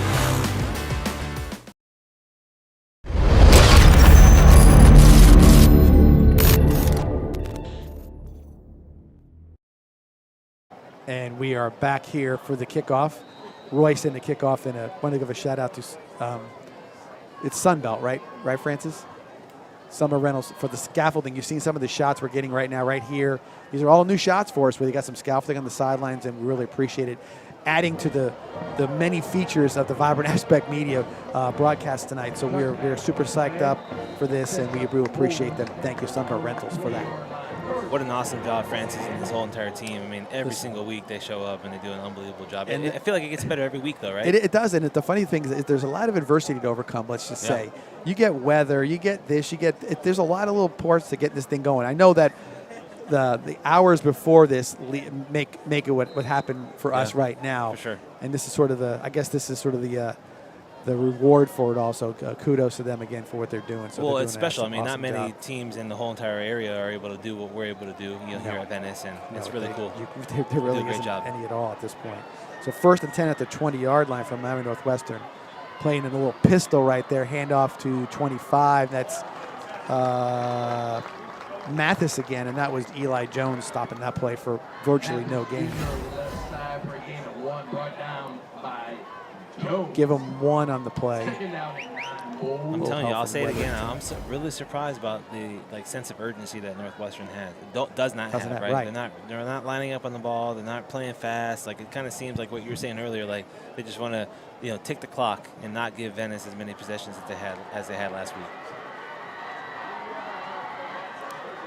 So 2nd and 9. Empty formation here by Northwestern. Look for quarterback draw. Look for quick out by the wide receiver. He's checking into something here. 3, 2, 1. Not getting the playoff. Delay game. Throw the flag. Delay game. So they were looking for something. They couldn't quite communicate it to that. And they ended up losing 5 yards. And again, that's another thing that we didn't see any penalties. We're seeing penalties now. So a little off their game right now. They were playing a very sort of, conservative but very effective bit of football. Now they've sort of gotten a little off there. Yeah. 2nd and 14 after the penalty, down to the 16-yard line. You're always wondering who's watching these games. I'll get to that in a second here. Straughter takes the snap. Shari Charles pressure. Wow. Overthrown, and Brantley almost had himself an interception. Kenai Brantley, number 0. But good pressure there by Ashari Charles. Pass to Russell Jr. But I was going to say, so you got people watching, and it's got a text message from Mr. Damon Wilson. Yeah. Damon, thank you for watching tonight. I appreciate it. And Senior. Senior? Yes, Yeah, senior. Yeah, go. But liking watching us on the broadcast today. We're doing a good job. We do appreciate all the well wishes. Thank you, Damon, for that. So incompletion makes it 3rd and 14. It was so much fun to watch his son play. I mean, what an unbelievable player he was for Venice. Absolutely. Now at Georgia. Big game tomorrow against Clemson. Yeah, noon, right? And it's Straughter. Oh, great catch. catch. Unbelievable catch. Great One catch. hand has snagged it out of there. That was number 6. First time I'm calling his numbers, Darius Johnson. What a great catch. Right there. You almost didn't see it, right, for him. Right. And next thing you know, boom, the ball's on you. You put your hand out. It wasn't a terrible throw, but, nonetheless, it was brought down by Zarkowitz and Watkins. So 1st and 10 from the 40, Straughter looking to throw, and he does, and he's got the big guy, Russell, wide open down the middle of the field, and that's a touchdown for the Bulls. So quick strike, 60-yard touchdown, and that puts Miami Northwestern back on the board. And talk about conservative. That was nothing conservative about that one. Not at all, man. Unfortunately for us, I would imagine we're going to see a lot more of that guy in the future. What a great player he is. I think they're figuring out what to do with him right now. Gosh, And man. that's a couple times where they've got the safety sort of cheating over or looking in the backfield and not seeing the guy run right past them, and that's going to cost you every time. Good test, though, for our defense. A team that's going to obviously throw the ball a lot more than they're going to run the ball. Yes. So get our coverages straight, try to figure it all out. We did a great job at halftime, last week of adjusting and figuring some things out. So extra point comes in as there's a penalty. It looks like it's going to be on the Indians. Flag down. At least that's my guess on this one. The ball is It's going to be on the Indians for. I will tell you this: you're 20 to 18. Yeah, I think you go for the 1 here. I was going to say, well, you inched up a little bit, and maybe you go for 2, and you get to 22. It takes the field goal tie up out of there again. But yeah. I think probably wiser to not chase a point at this point in the game. I agree. A lot of football to be played for sure. Snap is down and good, and the extra point looks like it is good as well. Extra point by Silva is up and good. So with 2:54 left in the half, your score, Miami Northwestern Bulls 21, Venice Indians 18. We'll be back right after this with the kickoff.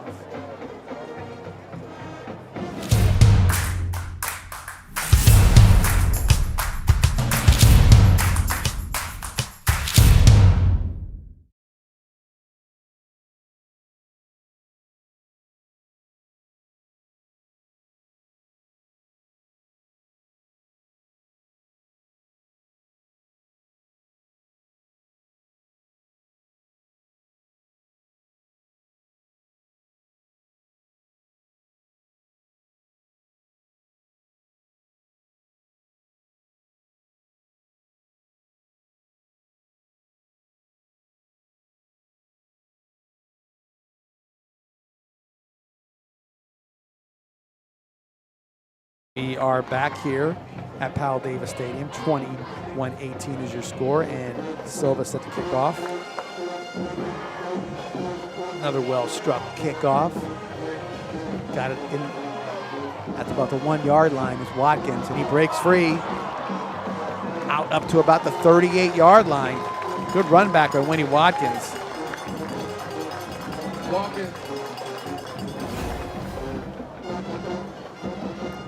Gets it right about the feet at the 1. So give him credit for staying out of the end zone. Great blocking by the return team. Everybody, a body on a body is what you call it. Everybody blocks somebody, and you should have a good play. Right. So 30 balls at the 37-yard line of Venice. 1st and 10. And if Venice can come down here and score, the game we were expecting as far as points are concerned I agree. is on its way. I agree. It's getting cranked up. I agree. Hand off to Macho Jones, and he finds a hole. Running hard, breaks a tackle, breaks 2 tackles before he's brought down to number 1. That's Taiwan Cox, but Macho Jones with a big run. One thing you'll see about Venice is they hit the hole so hard. Like, there's no juking in the backfield. There's no read, oh, do I go in, do I go out? Like, no, you hit a hole. If it's a 2-hole, you hit the 2-hole as fast as you can. Same thing, here we go. Wilder on the carry. He's grinding out yardage down to the 39. They pick up a 4, brought down by a bunch of Bulls. How's that sound? And I mean, it might like sound dumb to a degree, but like, you know, if you're supposed to hit the 2-hole, right? You hit the 2-hole, but the trust that you have to have for your offensive line to open that hole up by the time you get there, like, you have to have a ton of trust.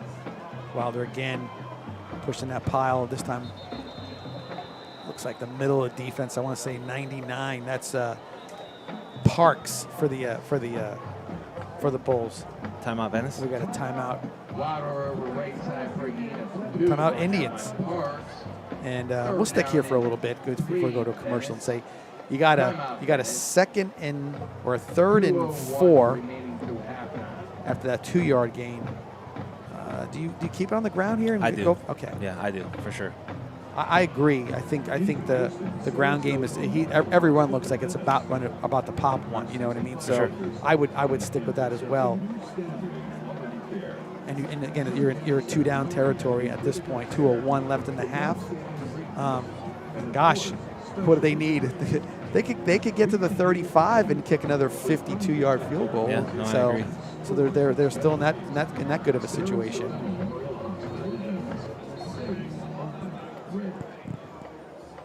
So Venice will line up with Nixon and Jones in the backfield. You got 3 wideouts here. That same formation they had when you said if the tight end can sneak something out on the other side. Yeah, for sure. Maybe that's something we'll see in the There's second definitely half. some room up there at the corner. Quick hand up to Jones. And first down. Oh, it's going to Almost. be right there. Kind of pulled him down. Pretty good tackle. That was 98 this time. Thanis, 10th grader. That was one of the strongest tackles I've seen on him, right? He usually breaks all arm tackles. So 4th and 1 at the 34-yard line. Nixon up to the line of scrimmage, up to the center, barking some calls out here. Looking to maybe see if they can jump, and John's going to call a timeout. So Coach Peacock looking to get them to jump, and they didn't. And we'll take a quick break, come back here to see if the Indians can cash this 4th and 1 in. Be right back.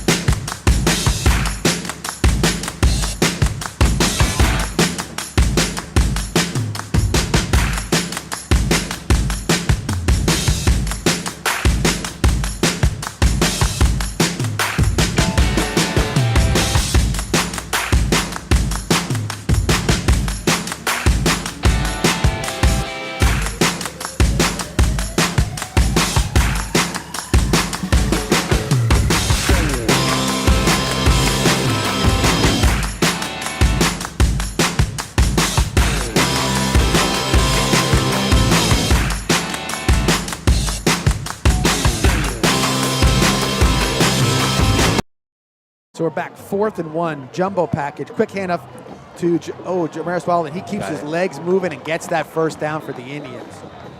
Wilder was kind of stopped right away, and then they kept pushing, and he made it in there for the very crucial first down. Huge first down by the Indians here.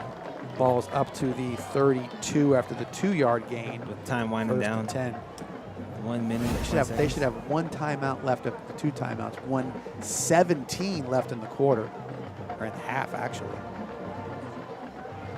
They've got to have too many guys Nixon in the field. looking. Look up Matulovic. Did he get him? Oh, a little under. That's the worst throw I've seen him in the last 2 weeks right there. Underthrown to Matulovic. And covered by 21. That is Anderson. So 2nd and 10. Yeah, if he puts that ball 10, 15 yards in front of him, he definitely can go get that. And thank you to the currently 2,200 live views going on for this game. We knew we had a lot of people watching tonight. Hello to all the people in Miami watching. This is the game, our broadcast, right? This is the game of the week. Should be. There's Jamal Wilder, and he is taking it to the house with a 32-yard touchdown run. It had that look, man. It looked like he was going to break one eventually, Yes. and he just did. And like you said, you hit the hole hard every time. Yeah. That's what's going to It happen. happens so fast, but it doesn't give the defense much time to react, because he's downhill so fast. I mean, you see a safety that's unblocked, not really even know where Wilder's going. Yeah, he gets behind his blockers, and he sort of does that little shifty thing that he does. So, yeah, he is It he just is hard to happens so find. fast, man. So so we're fast. we're going for 2 again. They're not set. And he got it. So Watkins with the run again. Watkins on the keeper and out of Wildcat on a 2-point conversion. So that makes it now 26. What's the benefit of that? Don't know. I mean, at some point, I'm sure, I right? swear, Like- I wish I could. If I say to Tuesday night when the coach said, "Why'd you go for 2?" He's like, "Well, why not?" It worked the last Of course, time. right? Yeah, of course. And I'm like, whatever. It's sometimes it is what it is. Yeah. He's gonna go for it, which is fun. I mean, I got a buddy of mine. He's watching the game right now. I'm sure he's gonna text me. If there's my buddy Lenny Foley, been going to the Gator games with me for years. I think you know Lenny. Yeah, sure. Yeah, I know you do. Anyway, always saying, go for 2. He loves going for 2. I'm sure right now he's at the Firehouse out in Inglewood, loving every minute of this. If that you they're can going get it, for why 2. would you not go for it, right? He'll be texting me, I know, in a second. So anyway, hats off to Len. All right, Royce at the kickoff from the 40-yard line. Listen, Venice's defense has to tighten up here, bro. I mean, we're down by 5. Miami Northwestern has way more than enough time to score a touchdown. And I'm not saying that I'm afraid, but I'm a little bit jittery with the fact that they got some guys that can go down the field pretty quick when they need to. So we'll see. That's when you say, do you just go play prevent and let them kind of think and dunk the way down the field, or what do you do? I think you had a game plan. I probably would stick with that, but we'll see. Royce, just smooth as can be. Get in the end zone. Corner Wow, of the it's end close. zone. Oh, my goodness. They're calling a penalty on it. Yeah. 40-yard line, right? Should be 35, 35? I think. But that's a tough one right there. I don't know why he would even be messing with that corner unless he just hooked it a little bit. You got to put Winnie's going out there playing corner. Got to put our best players out there right now. No I'll doubt. tell you that.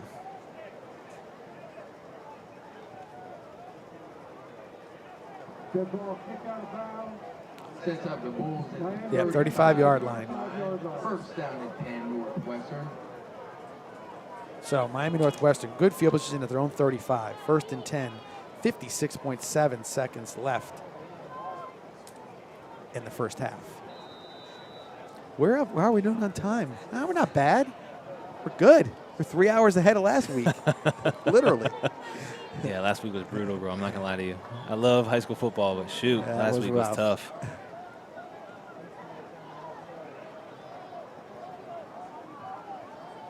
Shotgun formation.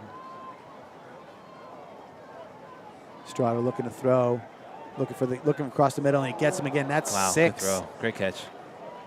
Marsters on the tackle. That is Johnson on the catch. It's funny, man. You see all the pre-snap stuff Northwestern's doing now, right? Hopping the running back to the opposite side, running a tight end over, and then coming back. They're all just trying to make it easier for the quarterback on what player is he supposed to read on each play. 1st and 10 on the 46-yard line. Strada again with time, looking to throw, sets his feet and does, and ball's a little high, but Johnson made a one-handed catch and he made one like that. That should have been an easy one for him. That's when the quarterback looks and says, "What? Yep. You didn't catch that?" Yep.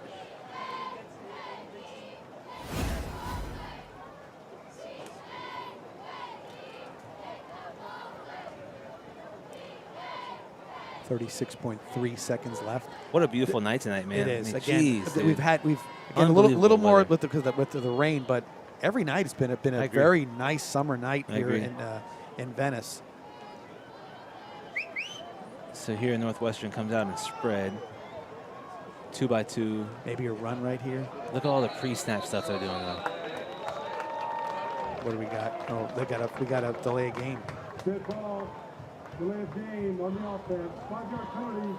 They're not too stressed out about it. I mean, they don't seem like they're upset. They're trying to get the right play, I guess. Yeah. It's still 2nd and 15. Here they go on the ball. I was going to say earlier, I said this is a spot you'd love to see a sack. You know, get a little pressure on the quarterback right here. Yeah. Let's watch Ashari right here, down here at the bottom, number 5 for Venice. Right back to the same play. It See looks if he can like. get home. Get home. Wow, good throw, good play design, man. Yes, Great very play design. good. That's number 7. That is Joseph Jr. Brought down by Kisevich. Timeout by should be Northwestern. Good throw. I mean that's in stride right there. Mismatch. You got Marks, there's a linebacker on him, and it was a good throw. First down and 10 Bulls. The 30-yard line. So that was a 21-yard game. Needed 15. 30 seconds left. So they've got plenty of time. They're in their last in this quarter, they've got 10 first downs, 8 of them through the air. Wow. So they've gone to the air. Yeah. Only 6 runs so far in this quarter as well. So they definitely are looking to put the ball in the air at this point. And what's been a little different than in the first quarter is they're doing a lot of eye candy is what we like to call it, right? Shifts in motion, and they shift back, and then they motion someone across, and it kind of just confuses the defense, and it also gives the quarterback a read of what zone coverage is Venice in or what man coverage is Venice in, and who does he want to read. And he's been throwing strikes this whole entire quarter. And quickly getting the ball out of his hand, too. So the rush kind of was close but didn't quite get there. So we'll see if they can keep that up. So 1st and 10 at the Venice 30-yard line.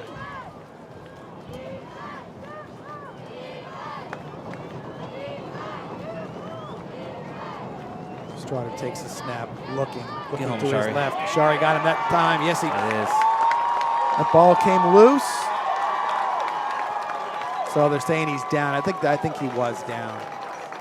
So Bryant will actually end up getting the sack on that play, but Ashari will get probably a little something as well. So that the clock is running.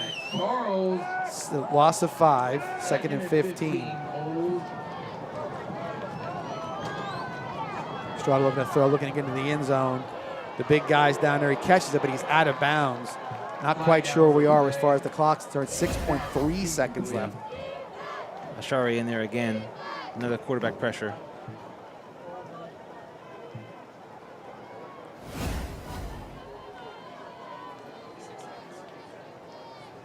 Listen, I know Calvin Russell Jr. is impressive, but Ashari Charles is a bad boy now.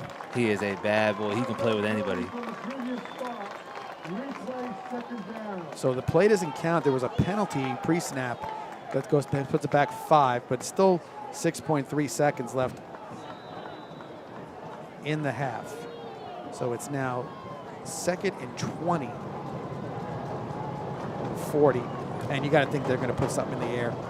Listen, I'm watching number 5 for Venice, and watch the pressure he puts on the quarterback every single play.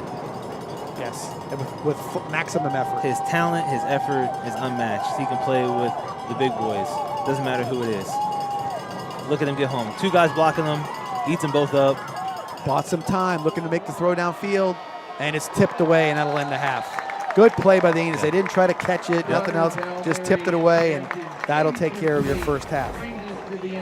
The best possible outcome. Here's the replay right now. Look at Ashari, man, in there, getting blocked by 2 guys, 3 guys. Miami Northwestern. Best possible outcome for the Indian defense. No doubt. Tipped away there by Borelli, and he's a safety. He's a man who should be doing it. A little conversation between Coach Peacock and the referees. I'm sure it's something he's looking to plant a seed, of course, for the second half. With that, we will take our little break for right now. We'll have the band play for us on it. So enjoy the Venice High School Marching Band. We'll be back here in about 10-15 minutes, and we'll talk about what happened in the first half. Be right back here on the VSN Vibrant Aspect media broadcast of Venice Indian football. See you right back here. It's Maverick for our friends at Tommy's Express Car Wash. You won't find a better wash than at Tommy's Express. 3 minutes in and out to save you time. With Venice now open, Tommy's now has 8 convenient locations in the area and many more to come. Join the Tommy Club here and you're a member at them all. Text the word WORKS to 52884 and get a free Works wash. Good luck this season and go Indians!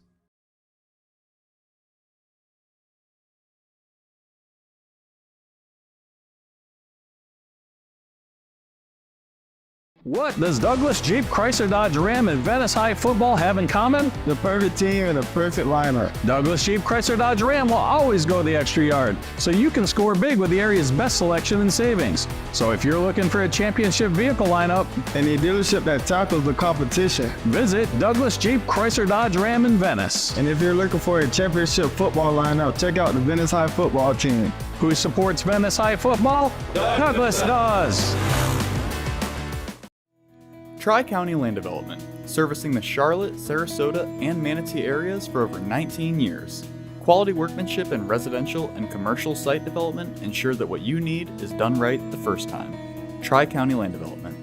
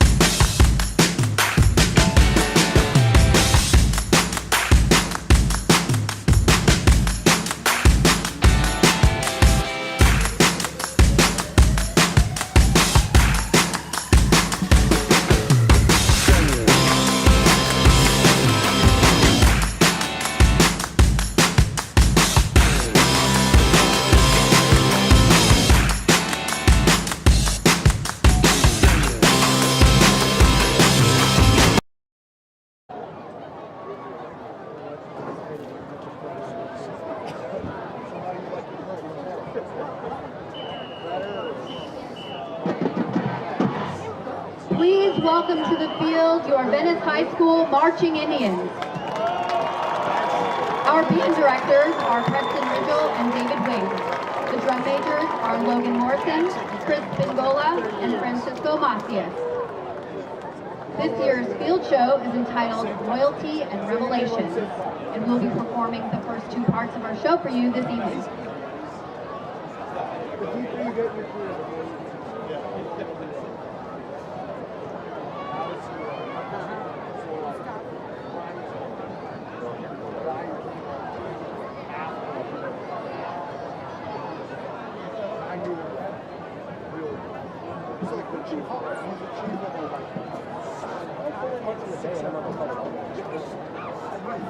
Drum majors Logan Morrison, Chris Bingola, and Francisco Macias, is your band ready?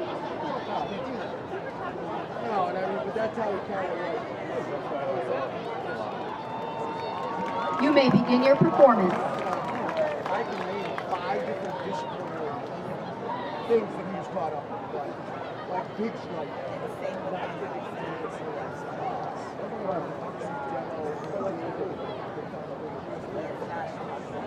When he was a lieutenant at Oak State. There were so many violations. Those are the days.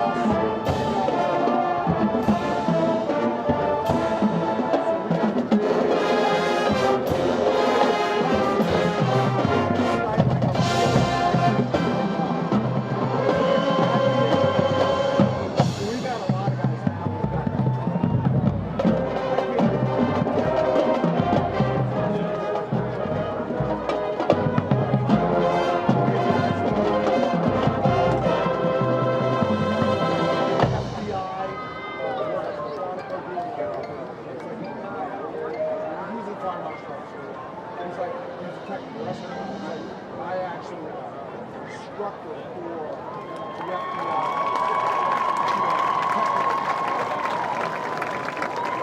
we had a couple guys who didn't interrupt the I'm going to hit that 20 because I got blocked. I didn't pull yet, but I'm going to work 10 or 15 meters doing something else behind over with this.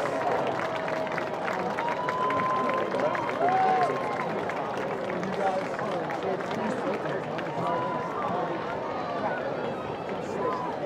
well, that was interesting. You guys get bumped. I talked about you guys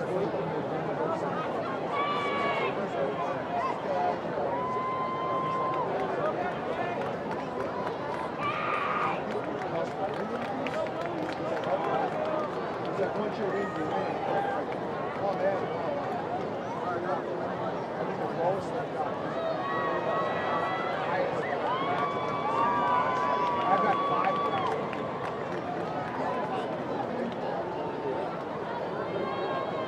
Across the board. To a pole. Especially with the rain. I don't know how.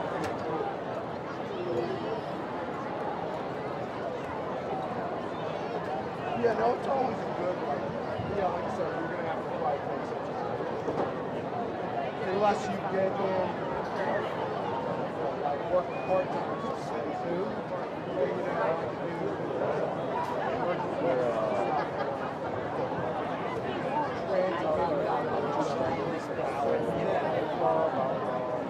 and then kind of work your way.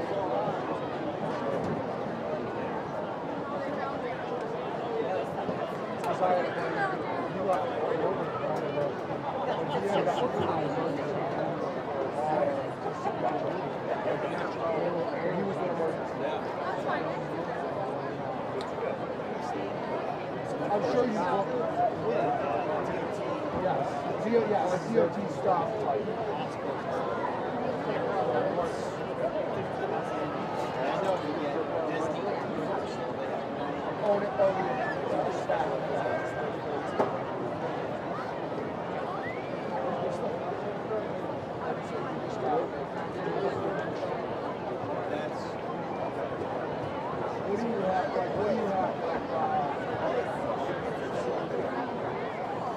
What are your circles? Like, what have you got in track? Are you a 482?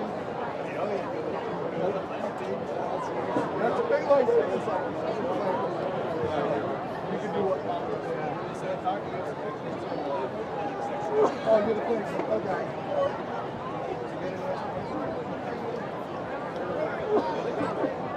A lot of responsibility. Matt, I can make your overtime. Thanks. Yeah. You don't have to stay out there.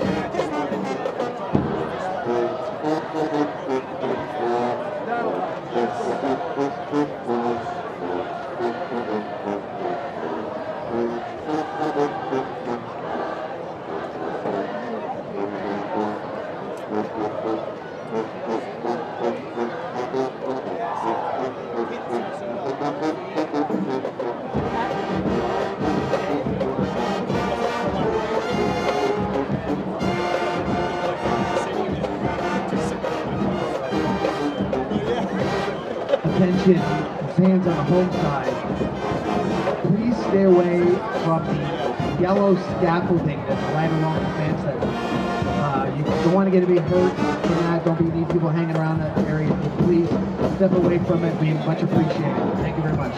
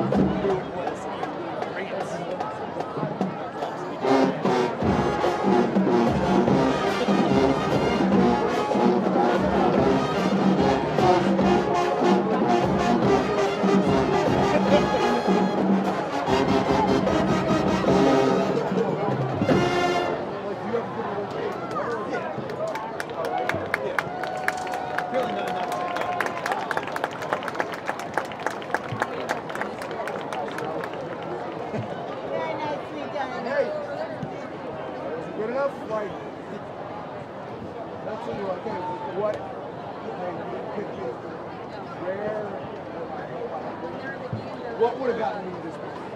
Where am I below? Where am I? I'll slow.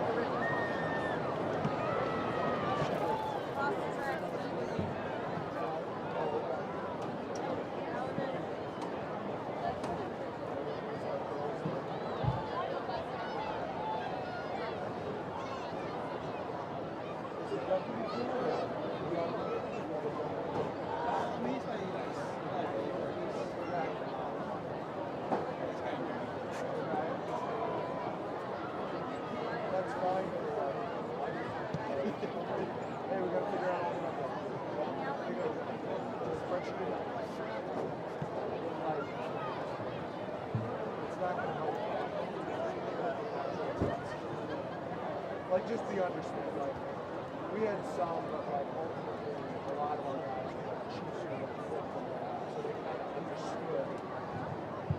Like, oh, like it's all basketball. You know, some people who don't know that they're like, oh, we missed this.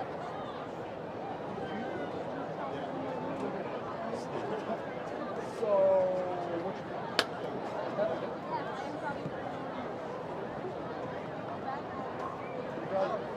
there has to be some sort of operational knowledge where moving chess pieces are let's move a little faster.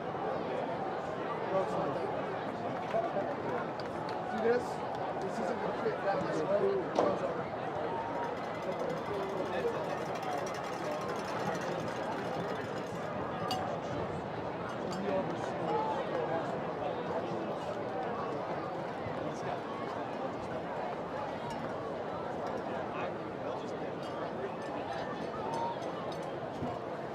That's tough because he probably has ownership. Like, if you've hired someone to do this job,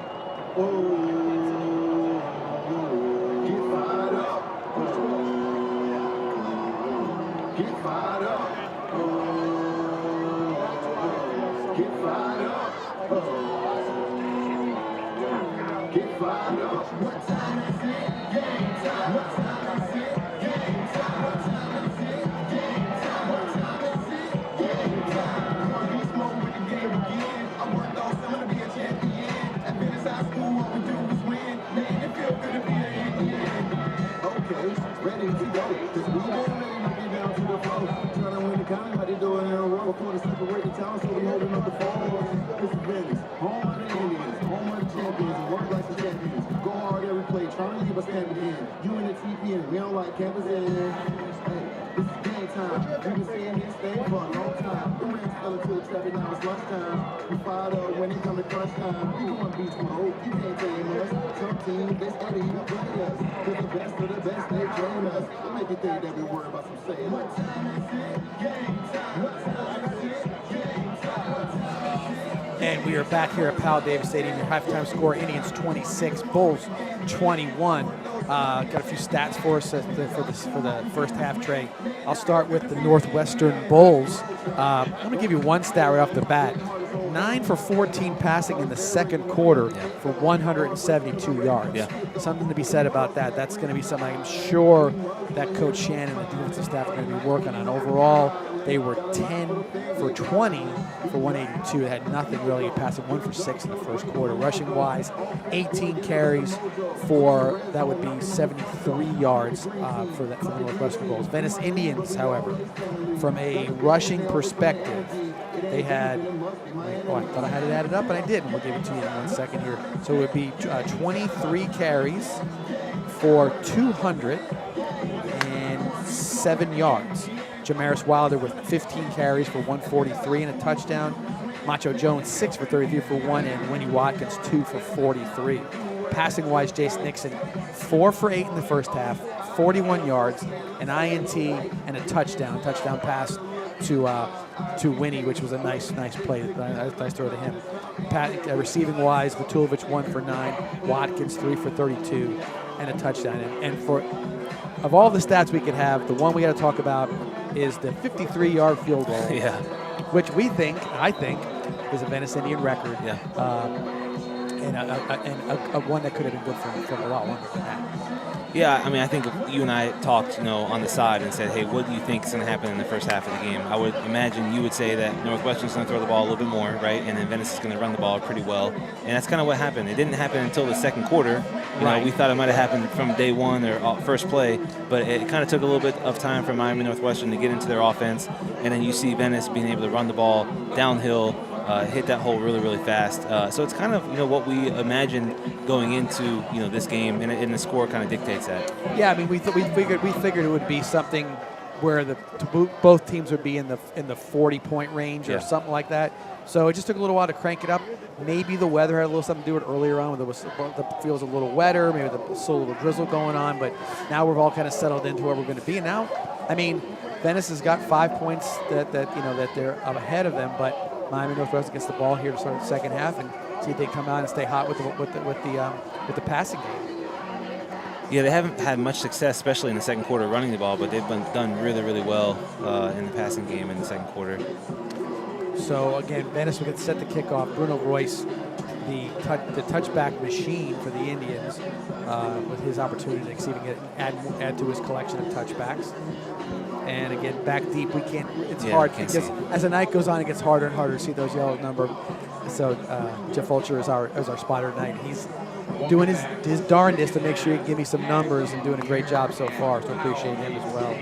We've talked a lot about the numbers on the Northwestern side, but the black on black is fire for Venice. Yeah, it looks good. Really, really looking good. There was a lot of deals where people were like, we don't want to change the color, but it does have a kind of a pop to it for sure. Kickoff, that is crushed. He crushed that one. So kickoff goes into the end zone for a touchback. Bulls take over 1st and 10 on their 20-yard line. And if you remember, the last time we kicked off, it was out of bounds. It was close, right? Just outside of the pylon, but way to regroup and reconnect with the ball. So looks like the same quarterbacks, running backs. Let's see what we got back there with Mr. Strotter. I think it might be Hardy. He ran hard, that kid did, for sure. He was kind of got the lion's share of the carries later on. Yeah, they haven't had too much success running the ball ever since Venice has kind of changed. I don't know if I would say changed, but just been more aggressive from the defensive end side of crashing down on the running back and then popping out for the quarterback from the linebacker side. So that's Strotter in the backfield. I think it is Hardy again. Motion. That's big. That's 6 Johnson. Good hard run that time. Great brought tackle. Down by Weatherington. Actually, it was number 9. It was Davis. He's the one who started the game off. He got it. Looks like a 4-yard gain. 2nd and 6 for the Bulls.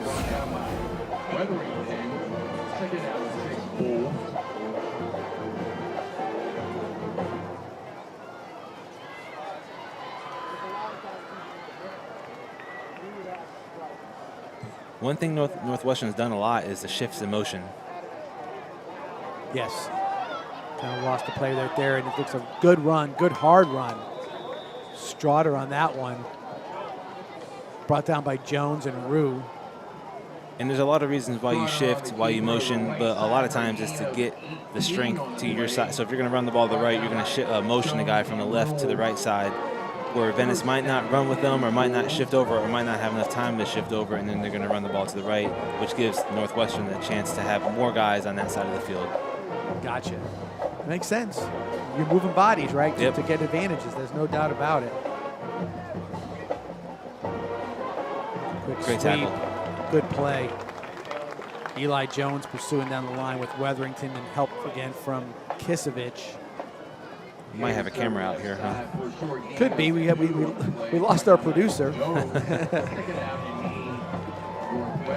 He'll be back.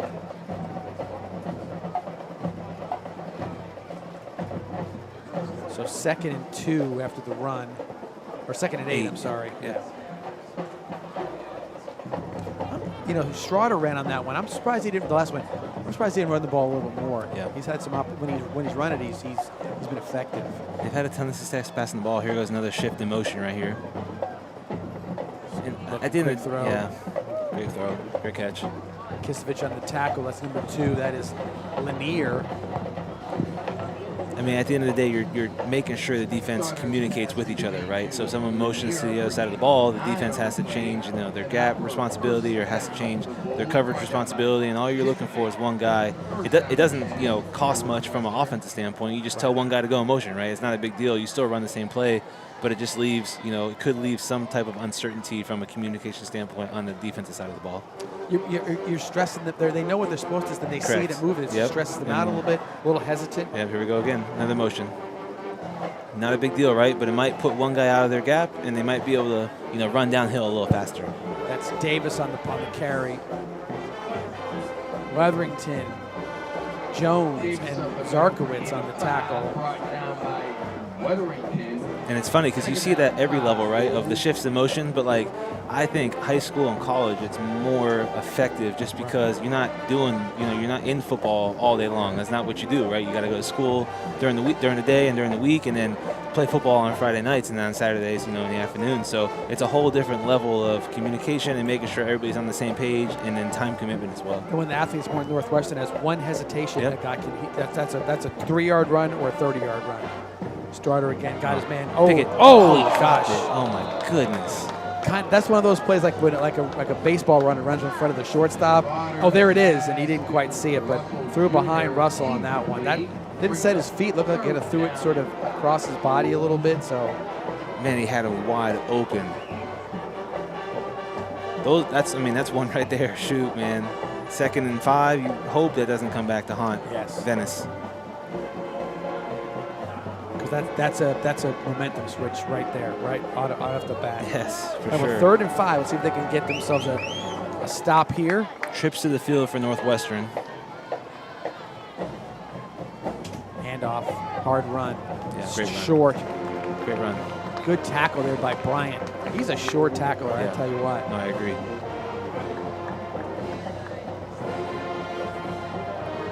I mean, for a guy like him to be, he has to get off the block, right? So the first thing, you're getting blocked by one or definitely probably 2 guys, and you have to get off both blocks and tackle the guy. Right.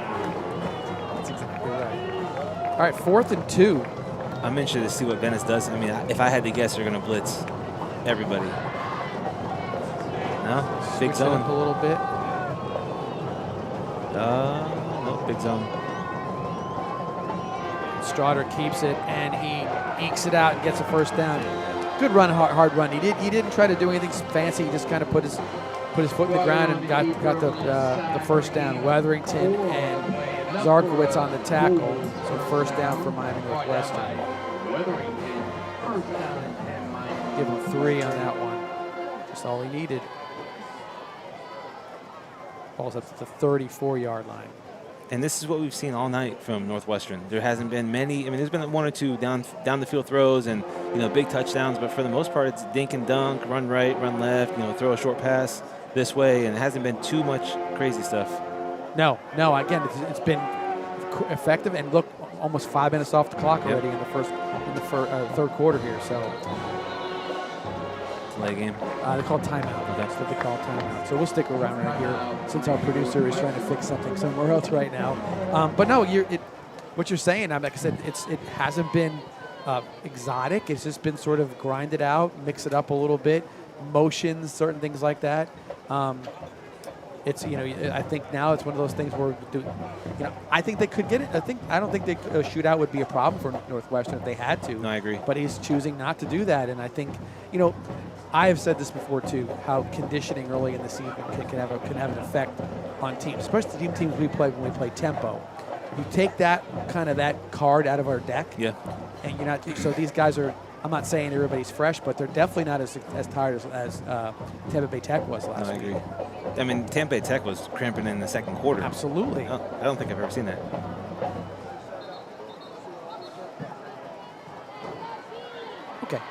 Okay. So we just got told we're getting some few things fixed right now. So we're going to have probably a 1-camera set here for a little bit. Going to tell the guys to kind of keep a certain shot on it. We'll describe it as best we can, and I'm sure you'll get the gist of it as we get things fixed up. So 1st and 10, Miami Northwestern at the 34-yard line of the Indians. And Strider keeps it. Oh, man. Time to throw. Got a guy open about the 20-yard line. Offensive lineman downfield, 100%. And they throw the flag? Yeah, they threw the flag. So rolled him out, got him all out of whack, but I think they got their offensive lineman out of whack too. I think we have our first, we just mentioned about cramps. I think we got our first cramp, and we did. That's Johnson, number 6, I think, who got the cramp on the play. So ball's going to go back.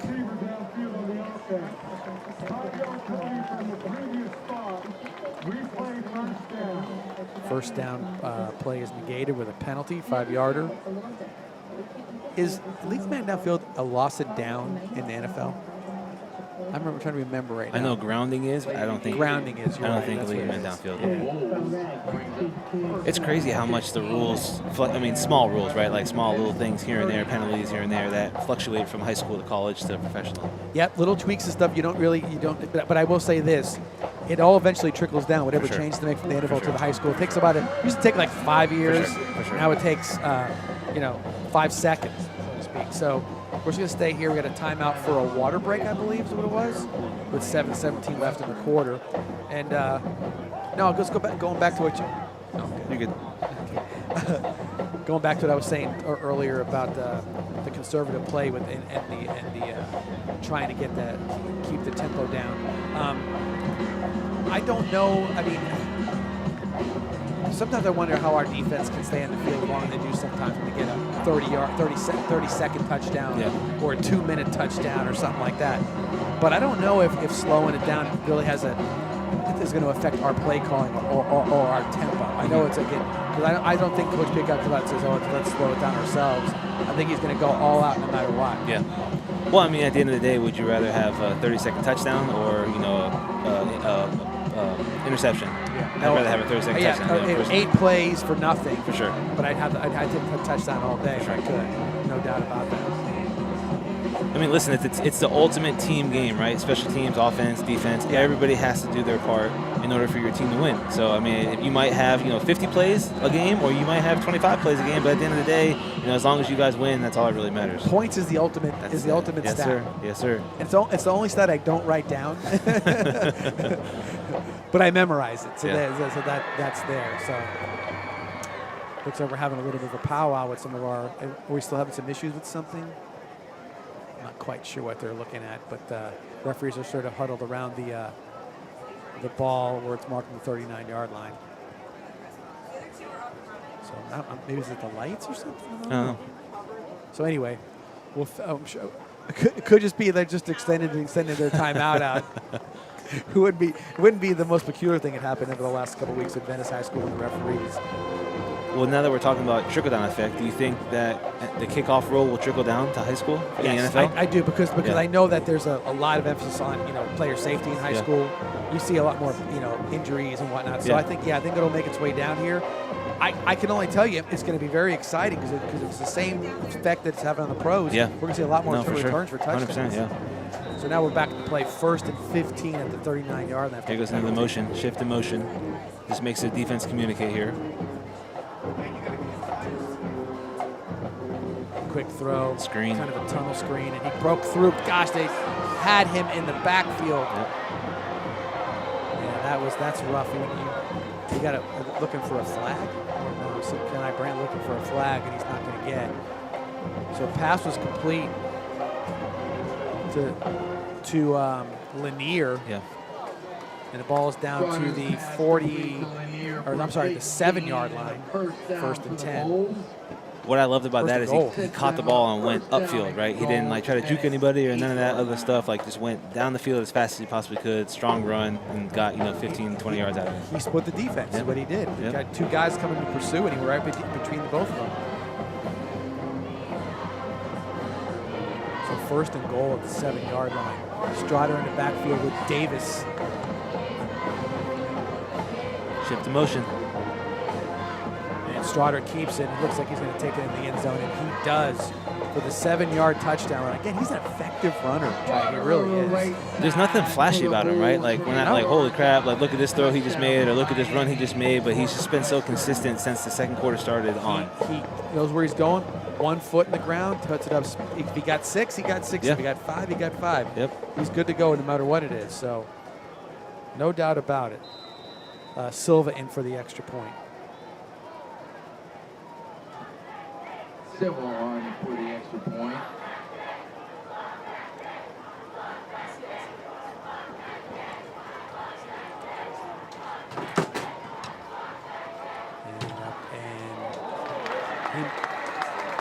Wow. He missed it. He did miss it. I looked for a second like he hit the ground, but it was just a sort of a lazy kick, and it was no good.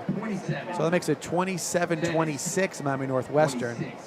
And We looking at the Venice Indians getting the ball, but a good drive for them. They got the touchdown, burned almost 6 minutes off the clock, and I think now Venice got to come out and try to match it any way they can. But going back as far as the last drive we had, the running game has been really effective. So I don't know why. Well, I wouldn't expect that they would go away from that. And I will say this: I do like the change of pace with the jumbo wildcat formation.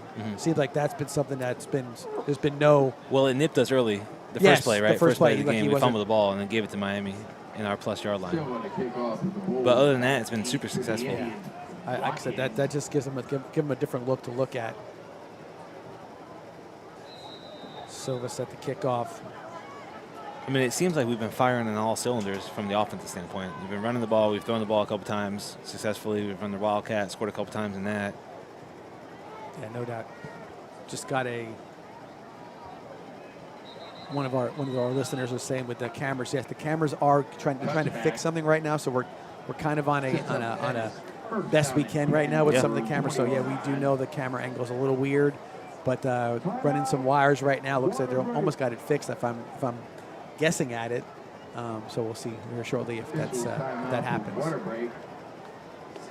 So Indians take over 1st and 10 at the 20-yard line. What are you watching tomorrow?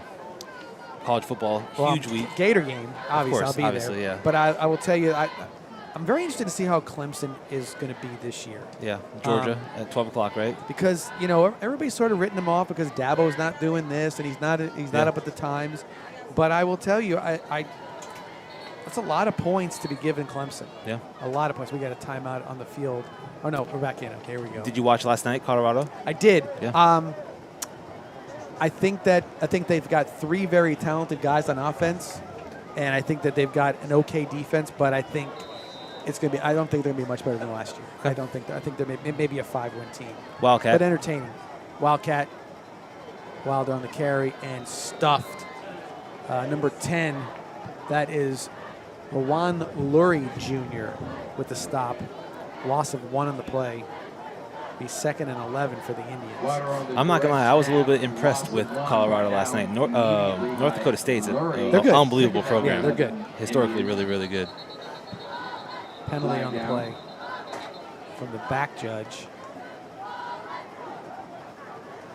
Man, he was way back there. I mean, that's 20 yards downfield. What did he see? Was it subcenter substance? It's against Miami Northwestern. Got to be 12, right? No, he's pointing. 12. Yeah, substitution. Yeah. That's what he saw. I mean, bro, that was a 20-yard flag down the field. I've never seen that before. All right, we're good now, huh, Francis? We're back and running Here we go. So 2nd and 6 from the 24-yard line after the penalty. Quick handoff to Jones. Is it Jones? It's Macho Jones. Again, that would be number 10, Lurie on the tackle, leading the tackle. For everybody watching for the first time, this is our typical view of the game right here. It's not the tight view. This is usually what we see right here. Well, we were just showing off the new camera angle. That's what it was. Of course. So now it's 3rd and 6 at the 24-yard line. So Venice is going 5 to the boundary here. Running back, tight end, 3 wide receivers to the field. Really unique formation. This set, the tight end has to stay in and block. He can't run out for a pass. And he does, and there it Wow. goes. Can he outrun? 17, got a little skill speed. That was Branch Jr. running down Jamaris Wilder, but a big run and a big play to keep the momentum going on the offense for the Indians. Look how fast he got from the handoff to past the line of scrimmage. It's almost literally a blink of an eye. If you don't shed your block really fast, good luck, bro. So 1st and 10 at the 30-yard line. Snap the ball. Macho Jones on the carry. Too many guys in the field for a Northwestern substitution. Macho does not give. It could be a penalty. He can blow whistles. He is still struggling for yardage. 46-yard run on that last one for Wilder. Let's see what we got here.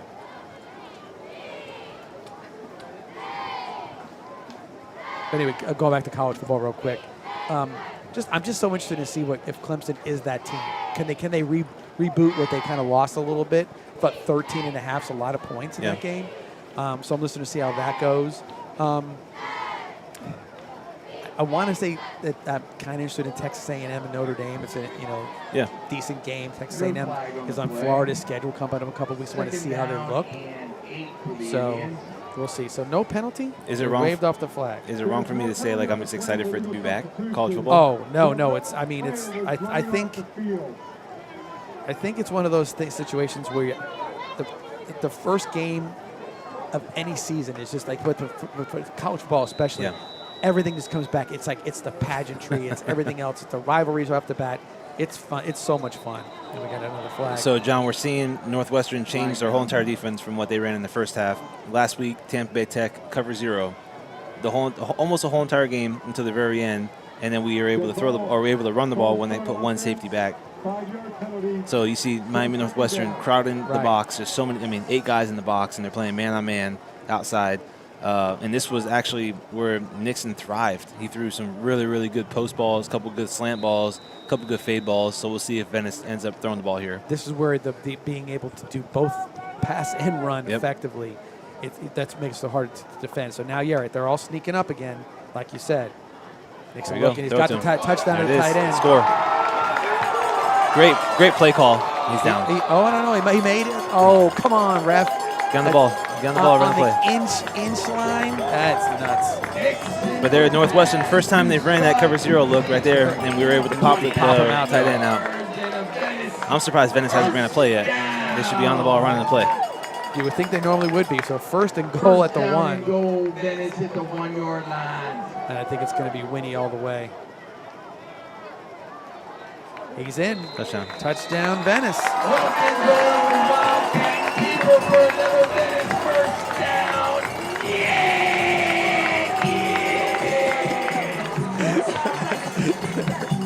Oh, God, that is so funny. And I'm sure you can hear it on our broadcast, but that's great.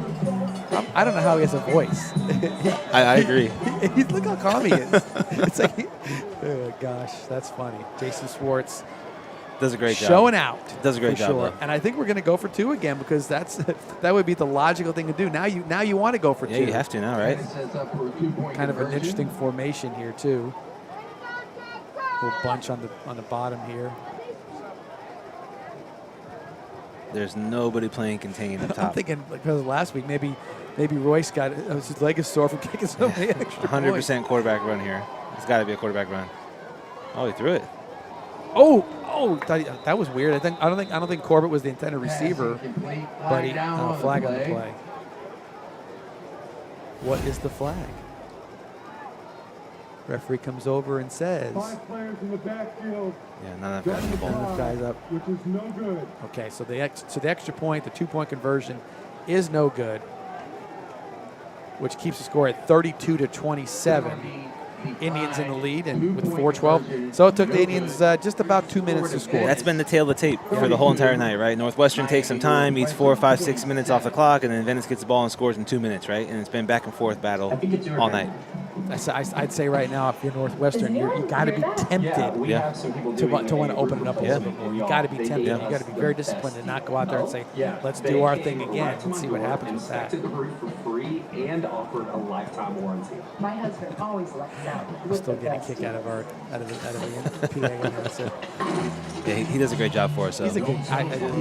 We love him. So does Francis. Vibrant Aspect Media, unbelievable job. Well, he just left us for what? Maybe 10 minutes total. And got it all figured out. Rewired some stuff. So anyway, and then he edited all the other things out of there too. Of course. So no doubt he's doing his job A1 tonight. Bruno Royce kicking off. And it looks like that one's going to be well deep. Yep, about 8 yards deep. He's been nailing that one just about 8 yards deep every time. It's funny, though. Anybody that is new to the stream, this is typically what we have for all of Venice's home games. We're able to do this. Francis and his team does an unbelievable job. Just got a little blurb showed to me on the stat line for the FAU game tonight. Oh. Amari Hayes and Jay-Sean Platter are on the board with some catches. Yeah, so the Indians represented against Florida Atlantic tonight. On Florida Atlantic. So 1st and 10 at the Northwestern 20-yard line. They were so much fun to watch. The last couple of years, here. Strotter in the backfield. Does he have a running back? He does. Yeah, he does. Yeah. That is, number 25. Shift the motion. Here we go. Here we go again. Shift the motion. Strotter looking to throw. Shari Charles, get him, baby. Got him. There he is. Oh, he got rid of it. He'll be good with that. Is he going to call him in the grasp? He's calling grounding. He's saying grounding the ball. As we talked about all night, I mean, obviously Northwestern has some kids, right? Some really, really good players, but Venice is no slouch for players. Shari Charles is as good as it gets. He can play with anybody in the country. Number 5. That's not a sack, but it'll come to the same thing as being a sack. It wasn't a grounding. There's no way it was grounding. He waved. Oh, did he? Yeah. No okay. way. All right, so he did wave it off. 2nd and 10 at the 20.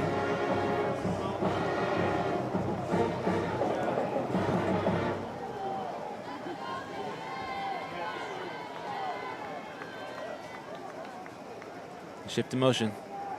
Nothing Checking crazy, the right? snap count. Nothing crazy. Just making sure that Venice knows what their responsibilities are. Strotter, quick throw, and broken up. Russell taken down by Borelli. He knocked it out of there. That was a good play by him.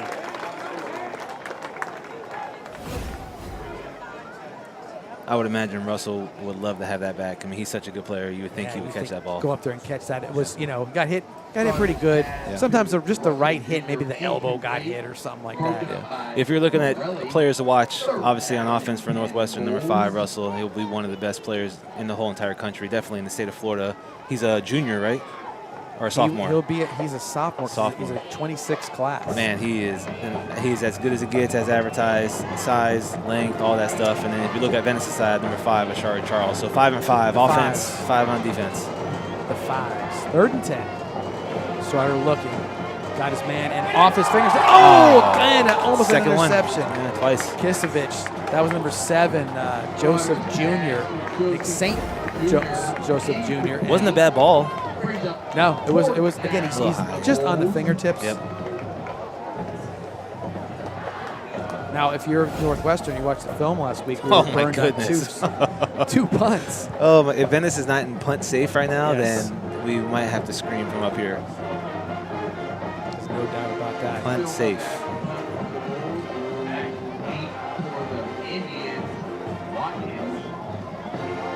I need one more. Northwestern needs one more.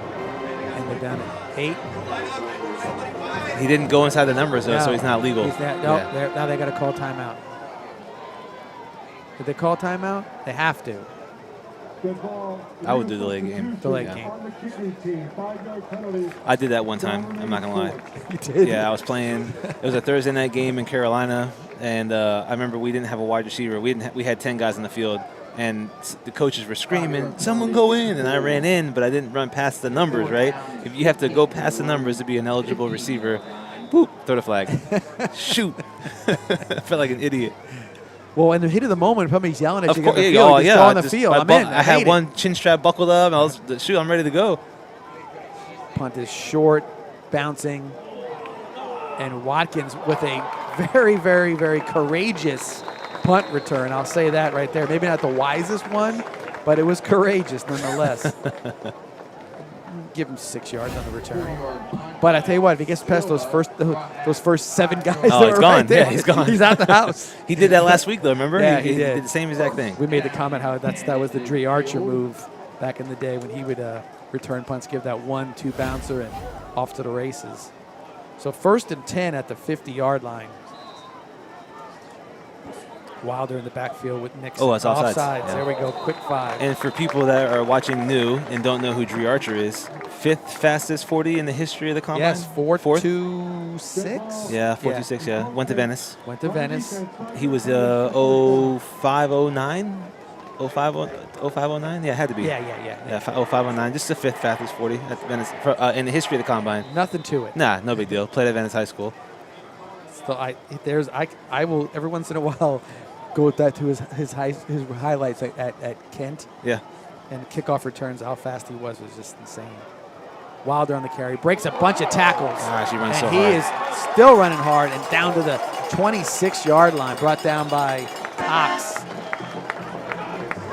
What a great run. 19-yard, we got an injured player for Northwestern. Wilder rips one off, 18 yards for Venice. So, yeah, just quick to wrap up with Dree. The other thing about Dree, we're talking about his records. I think he still holds the record for the shortest amount of steps or strides in the 40. No way. Yes. Wow. They did it. I want to say they did it maybe the same year he did or the next year. They superimposed him over the guy who had the record. He tied, Calvin Johnson. No way.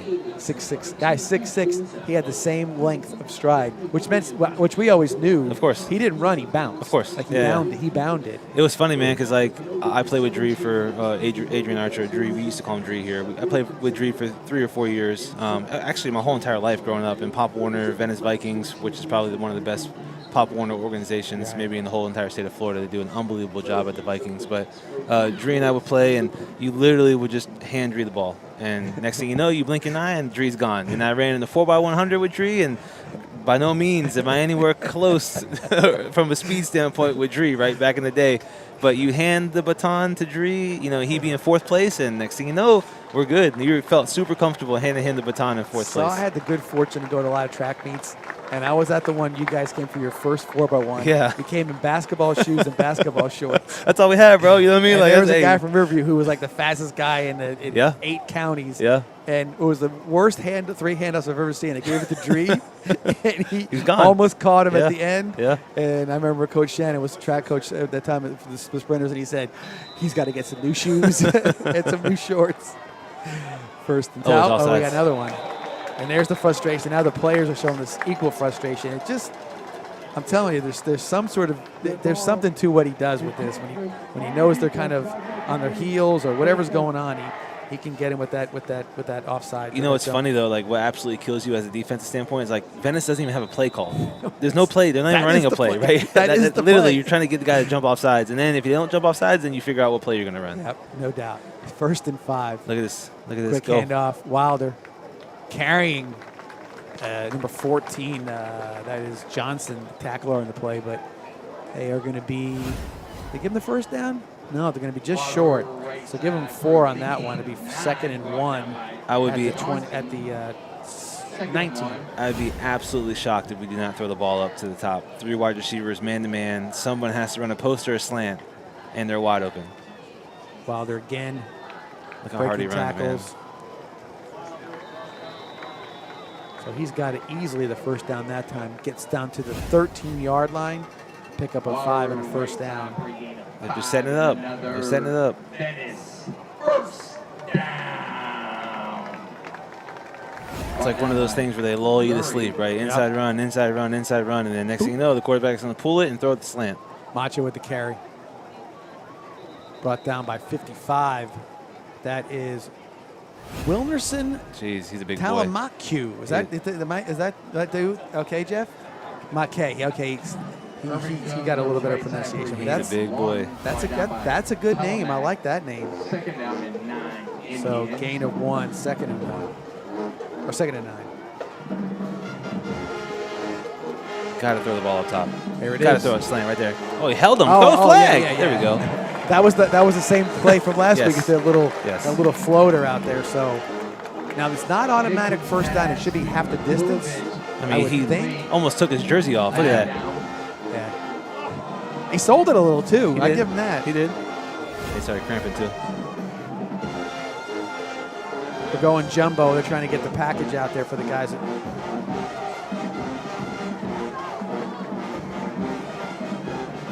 Got a little time here. Yeah, play clock hasn't started yet. All good. We got another injured player too. Why don't we take a quick timeout with the injury on the field? We'll be back here, see if the Indians can get the ball in the end zone here in the 3rd quarter. It's Maverick for our friends at Tommy's Express Car Wash. You won't find a better wash than at Tommy's Express. 3 minutes in and out to save you time. With Venice now open, Tommy's now has 8 convenient locations in the area and many more to come. Join the Tommy Club here and you're a member at them all. Text the word WORKS to 52884 and get a free Works wash.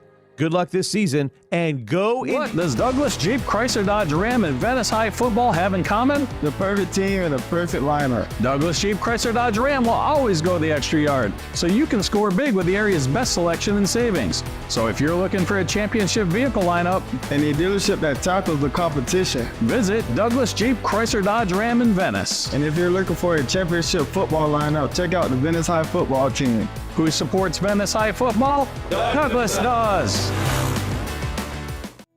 Tri-County Land Development, servicing the Charlotte, Sarasota, and Manatee areas for over 19 years. Quality workmanship in residential and commercial site development ensures that what you need is done right the first time. Tri-County Land Development.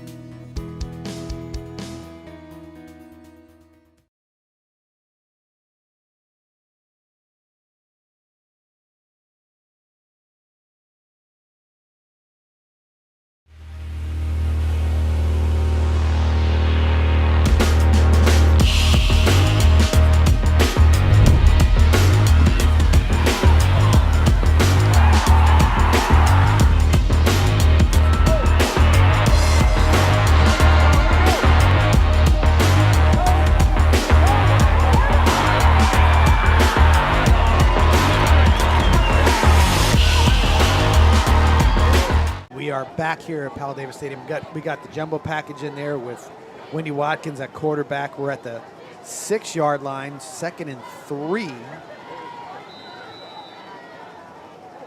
see what we can get here. Hands off to Macho. Macho cuts it up a little bit, and he's going to be really close to the first down. Dragged down by number 24. That would be Makai Warthen.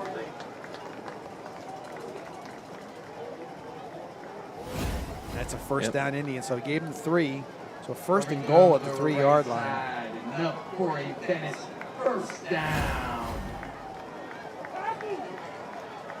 And he took it in. Oh, he called a holding. Oh my goodness. But I think it was. I don't know if the play even got off. That was a little confusing right there. What does Douglas Jeep Chrysler Dodge Ram and Venice High football have in common? The perfect team and the perfect lineup. Douglas Jeep Chrysler Dodge Ram will always go the extra yard, so you can score big with the area's best selection and savings. So if you're looking for a championship vehicle lineup and a dealership that tackles the competition, visit Douglas Jeep Chrysler Dodge Ram in Venice. And if you're looking for a championship football lineup, check out the Venice High football team. Who supports Venice High football? Douglas does. We're back. There was a holding penalty on a really weird play. We'll catch you in a second. We're still first and goal, but it's at the 13-yard line. Watkins keeps it, and he's in trouble. Oh, he's got it. Cutting back. Go. He's going to score. He's got, he should have. Oh, so he ran a long way to get about 2 yards, maybe 1 yard at all when it's all said and done.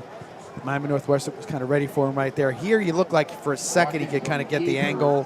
I don't know if he ran out of steam or whatever, but he saw the angle getting cut off and he broke it back up a little bit. We'd love to see him take care of the ball a little bit, not throw it out there Yes, like no that. doubt. So 2nd and goal from the 12, back to conventional running, and that's Wilder on the carry, brought down by number 95. That is McFadden. Alert the slant down here. 3 wide receivers down here to the boundary. Alert the slant. What I would do, honestly, is I would have Winnie just run a wheel route and throw it to the back of the end zone. I got you.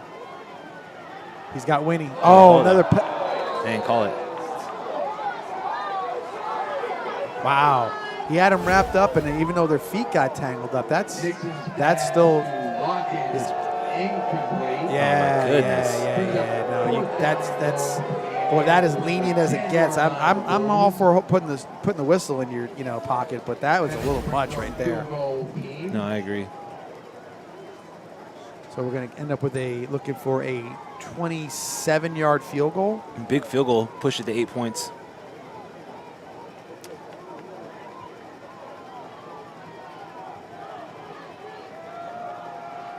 Corbett gets the snap. Falls up. I can't tell you if it's good or not because it's no way. Went left. Wow. I couldn't tell.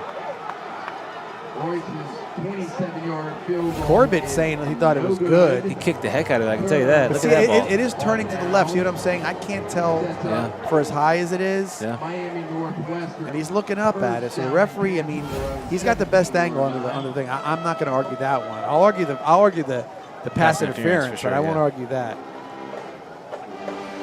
Well, that gives Northwestern some life now. Sure does. With 16 seconds left in the third quarter. Do they get the ball at the 20-yard line because it went out of the end? Yeah, Yep, back in the end zone. 100%. So 1st and 10 at the 20. Games seem to have slowed down a little bit here. I agree. From all perspectives, everything sort of slowed down. I'm not so sure if it wasn't just the referees that slowed it down with a couple of things. And a few injuries as well will definitely slow it down. Shift in motion. That's you've seen guy. it. Yeah, we've seen it so many times. Definitely here in the second half. Almost Zarkowitz every single offensive play is a shift in motion. On the tackle, that was Davis on the carry, number 9.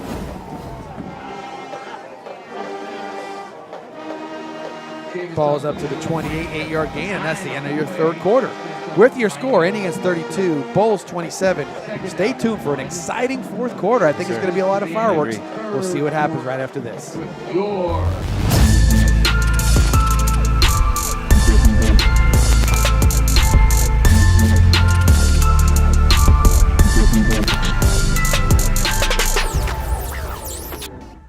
We're back for another big season of the John Peacock Coaches Show. Tune in 7:30 on Vibrant Aspect Media and the Education Channel to catch the action and highlights from last week's game and get the scoop for this week's opponent. So looking forward to another big season for Venice High School football. See you here on Thursday nights. It's Maverick for our friends at Tommy's Express Car Wash. You won't find a better wash than at Tommy's Express. 3 minutes in and out to save you time. With Venice now open, Tommy's now has 8 convenient locations in the area and many more to come. Join the Tommy Club here and you're a member at them all. Text the word WORKS to 52884 and get a free Works wash. Good luck this season and go Indians!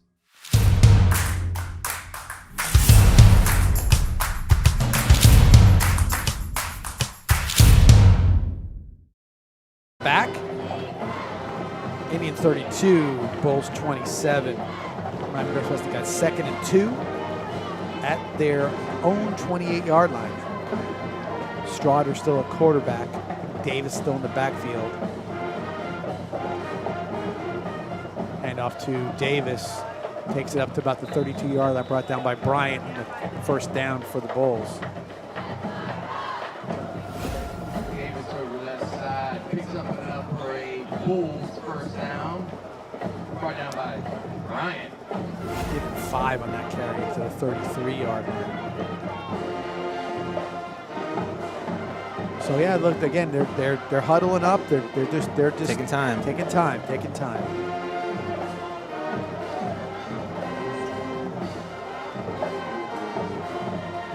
Strawder calling out a little play. Gets motion again.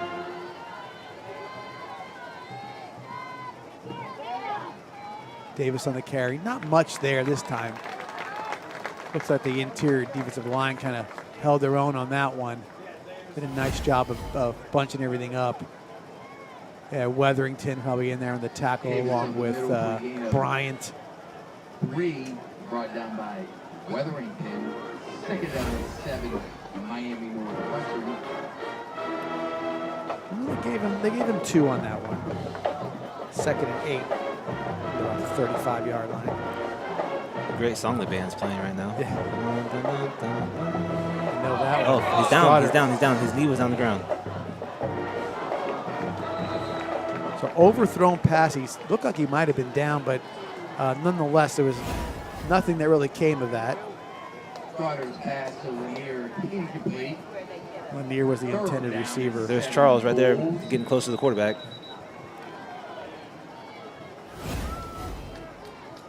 So 3rd down and let's call it 7.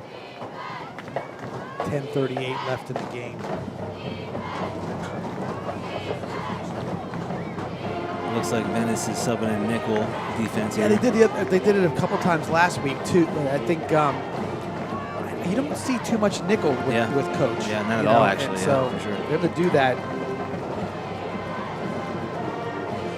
He's definitely doing it on a situational, with a little timeout again for Northwestern. His play clock is running down too. Yeah, why don't we give a timeout here ourselves? We'll be back here, see if the Bulls can get that 3rd and 7 right after this.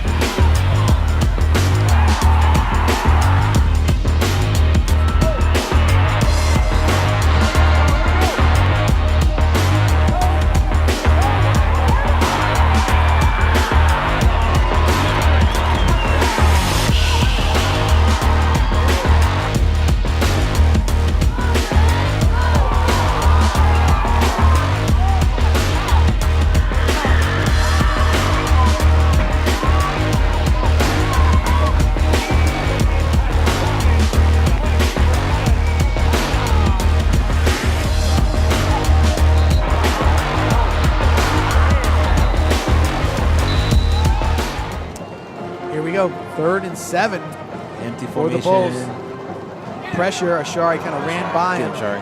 And complete. That's number 7. That is Joseph Jr. Strotter got him in stride up to the 45-yard line, a 10-yard gain and a first down. Pass complete to Joseph. Now for a Bulls first down. First down and 10. Miami Northwestern to throw 45-yard line.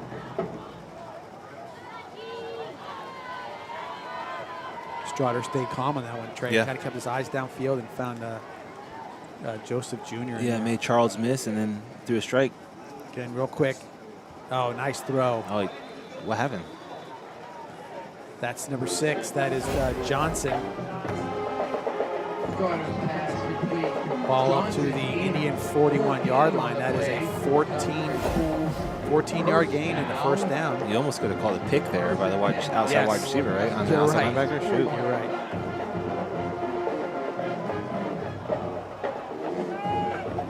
Here goes Northwestern spread. They've been doing this all night. Spreading the formation. See if they have a motion. Yep, here goes shift to motion. Just making the defense communicate, adding another guy to the side they want to run to. Quick throw, Strotter complete. Yep. Brought down by, that's Judson and Kanai, but that's Hardy on the catch. Here, gain of 12 and another Bulls. Another typical drive, though. Throw dink and dunk. 11-yard gain. Yeah. Just they're going along their merry way. It's not a problem at all. Brantley on the tackle.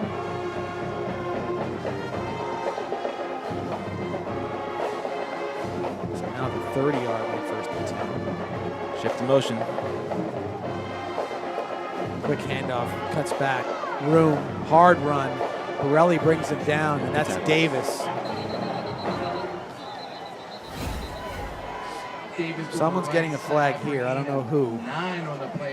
They were kind of up atop, going at it with each other. Man, he threw that flag from so far away.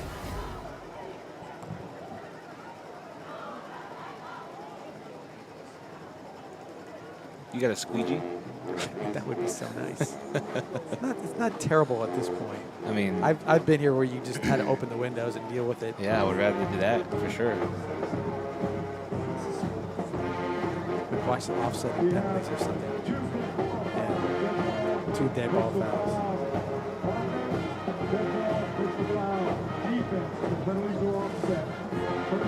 So nothing came to that. 11-yard gain and a first down for the Bulls. That's four plays in a row, 4 first downs in a row. Now inside the 20 to the 19.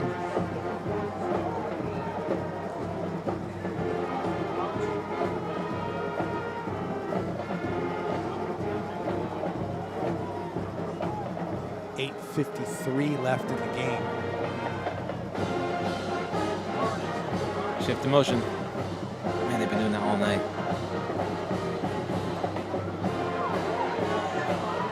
Oh no, wide open. And a touchdown. They they lost all their coverage on that The referee's going to say he dropped it. Watch, he ran in. I saw him from the back of the end zone run all the way to the guy on the sideline. And the penalty flag in the end zone, too. So, see, we got a bunch of different stuff going on. All right, they're going to call a touchdown, huh? Yeah. Watch this referee from, like, literally comes from underneath the goalpost. Watch. Here he comes right. Oh, you don't see him. They're talking about it. The penalty,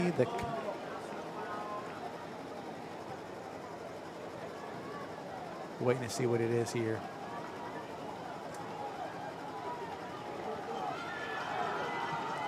It's going to be a penalty on us in the end zone. Dead ball, I think it's what's going to come out to be. Because he just asked me if he wanted it on the kickoff. Substitution? Touchdown, Northwestern.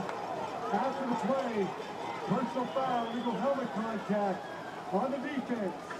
That penalty will be a Where would that come from? I don't know. I mean, he obviously didn't get hit in the end zone, right? He just fell down. So this 19-yard touchdown pass, it went to Johnson. Extra point by Silva. Oh, I guess he hit him right there, huh? They called that. Wow. I don't know. I mean, and they are going to go for 2, which I think makes sense in this case, too, because they're trying to get to 3. So 2-point conversion. The play clock is ticking, though. 7, 6. Northwestern lines up for a 2-point conversion. They got him. That's the big man right there. That's Russell on the 2-point conversion. And you know, that's probably the best throw he's thrown to him all night. I know. Too easy, though. Too easy. Way too easy. So, 35-32, 8:34 left in the game. Indians get the ball back and let's see what they can do with it. That's, you know, we kind of felt it was going to be this kind of a game, and it's getting where we thought it would be. Yeah. So Venice has got to answer here. The running game has been there. I mean, I'll go back and look at the stats in the third quarter. A large amount of rushing in that third quarter. Only 2 passes thrown. Wow. And the completion was the quick pop pass to the tight end. But, you know, you're going 46-18. You're getting some big chunk yardage out there, and no doubt that's what they're going to continue to do, I would think. No, I agree. I mean, status quo, Venice might try to score here really quick, and then Northwestern will get the ball and methodically bring it down and dink and dunk here. It's been a great game. I mean, you couldn't ask for a better high school football game. What you wanted to see is what you're getting to see now. 2 of the top 10 teams in the whole entire state, you know, battling it out. So I think they went hands team here because they know that this is a sort of a tailor-made onside kick situation. You know, the onside kicker with the regular on, just blast it at somebody as hard as you can and see what happens. Either one, sure. Both, yes. No, kick that in the end zone. There's just no benefit, in my opinion, out of that. Booming it back there, I mean, you have to kick it at somebody. You would think. Yeah, just because it'll squib through there. Yeah. Let them handle the ball in a wet field. 100%. You know, it's not going to make a difference. Yeah. I know. I think a lot of times, one of the things in high school, I'm not saying all the time, but sometimes special teams are sort of like situationally, maybe you're not prepared for some of the things like that to come up. I understand that. You never going to know. And then, of course, a lot of times on special teams, like, don't make a mistake. Of course. It's conservative. It's like, we're not going to make this thing be the thing that gets us when we're killing ourselves on the offensive defense. Well, one thing that's certain when you kick it in the end zone is that they get the ball at the 20-yard line, so that's guaranteed. That's a win when you're doing it the other way. So first 10 at the 20, handoff to Wilder, breaks through and gets about 3 yards. Brought down by number 1, that's Taiwan Cox on the tackle. They gave him 3, 2nd and 7. Wilder right side bringing 2, brought down by Cox. And Wilder on the carry. There he goes. Breaking tackles, pushing his way for the first down. Carried a couple of big guys there. Number 50 on the tackle. Slicing through there. That's Pickett. But nonetheless, he's stopped about the 27, and then the Powell moves, and he moves with it. Enough for a Venice first down, brought down by Cox. So first and 10 at the 30-yard line. At the end of the day, they're going to have to throw the ball down here to the 3 wide receiver side. I'll tell you, the biggest play of this game right now might have been the holding penalty down here when they were at the 1 yard line with Jumbo, and we took us out of everything as far as the momentum is concerned. Yep. Wilder on the carry. Again, brought down by Cox. And then the missed field goal, right? Yes, right after that. So, again, 3 yards, 2nd and 7 from the 33-yard line. Gibson, 2nd down and 7, Venice. Clock's running 7:20. Flipping offensive lineman, huh? Right to left, left to right. That's got to make you think. Yeah. Oh, wow. Oh, no, okay. I thought something back to himself. Wilder on the carry. Good tackle. Great tackle. I missed the number there. Did you see who it was that made the tackle? Here we go. Yeah, 17. That's Branch. Branch, great tackle. 3rd down. So 4-yard gain, 3rd and 3 at the 37-yard line. One thing we haven't seen is a quarterback run all night. We haven't seen one for Venice side. Not one time in his ball in his hand. We got Macho in there now. 10 seconds on the play clock. Which is like an eternity. Looking to throw. Nixon. We called timeout. Coach Peacock called timeout before the play, and I think that was the right thing. Didn't seem like there was anybody breaking open on that one. 6:24 left in the game. 35-32 Bulls lead. We'll be back right after this message. Setting the precedent.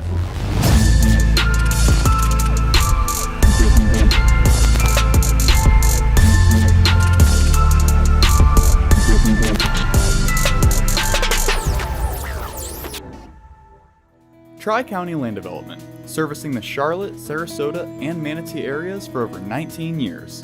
Quality workmanship in residential and commercial site development ensure that what you need is done right the first time. Tri-County Land Development.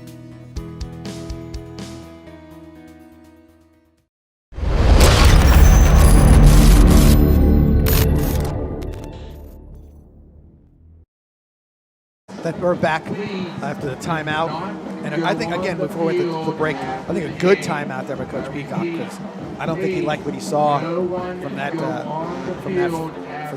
formation. For sure. So start it all. Here's Northwestern with their cover 0 look though. He got it. I think they're going to give him the first down. He was right at the 40, and they're going to give it to him. That's Macho Jones with a good hard run and the first down for the Indians. Close, yeah. They fell right on top of the line. And they just, they're not going to give it to him. It's on the line. They give it to him. Okay, gotcha. And we got a water break. Wow.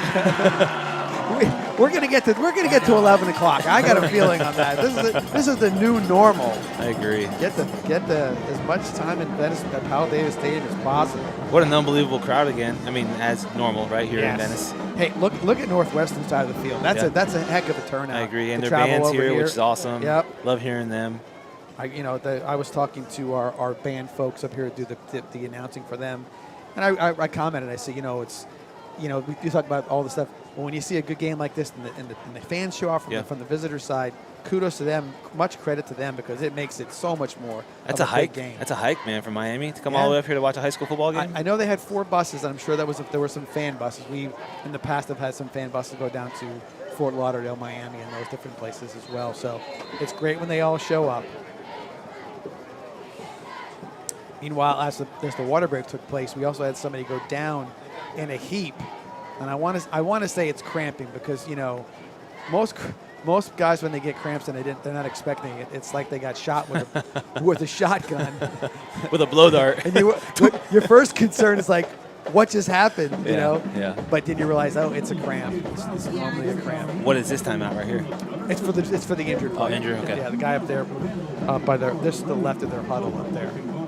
So all right, 1st and 10, 40. You got the first 2. You're out of the deep in your zone situation.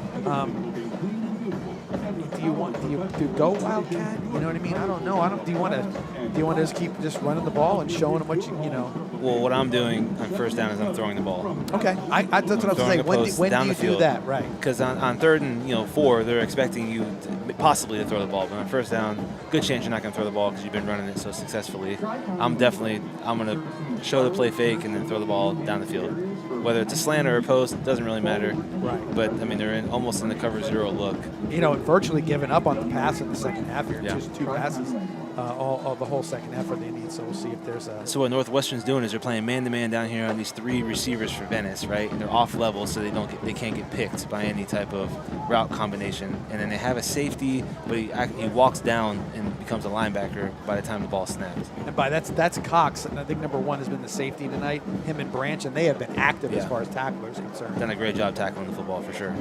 And they're tall. Yeah. So I mean, they get low because especially Jamaris, Gator. He doesn't give you a lot to hit. Gives you some shoulder pads and some thighs, and they've been getting low on him and doing a good job. So they're still working on that. Looks like cramps. Nobody's in any, no urgency in this, but yeah. What else we got? Any other games tonight that you know of? As far as high school? Yeah, high school football. I'm trying to think about the local teams. Booker's playing Berkeley Prep. Which in is, Tampa, right? Yeah. Yeah.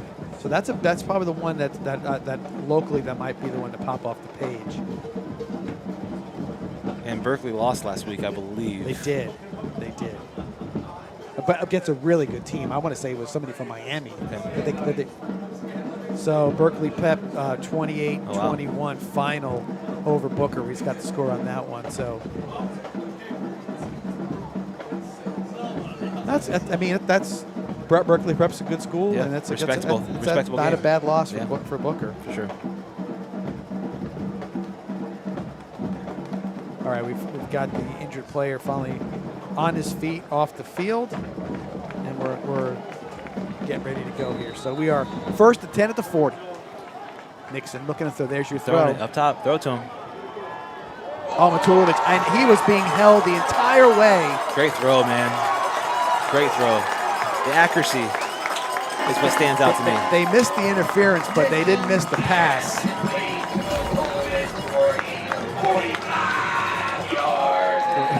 Great 45-yard play. 1st and 10 at the 15-yard line. It's the touch, man. The touch that he throws these balls with is so impressive. Because it looked like for a second he might have overthrown him. Of course, he put 100%. it right on his hands. Yeah.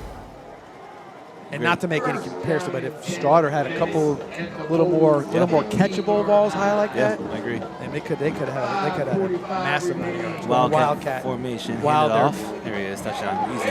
Oh, he didn't get there. Wow, I thought he got there. That's one of our safety guys. That's number 1. That's Cox again, making that great tackle right there. But Gators inside.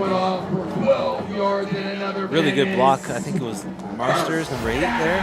I couldn't tell. Right. I think you're right. He pulled and was able to claim the end. We have an injured Indian player. That is number 78 for the Indians. That is Evan Spencer. He might be cramping because he's trying to run it off, but that's not a good idea. No. That's not going to happen. Well, while we have an injury timeout, do you want me to go over a little bit of go for it.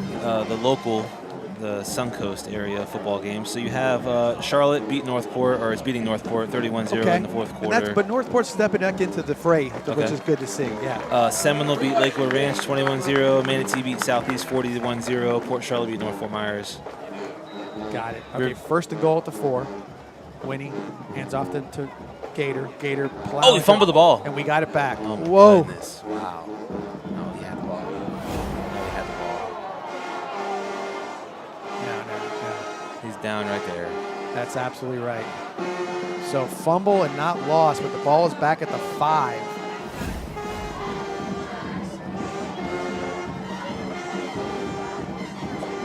It's like the battle of the bands out here. You hear that? You hear What's the conversation about? What are they doing?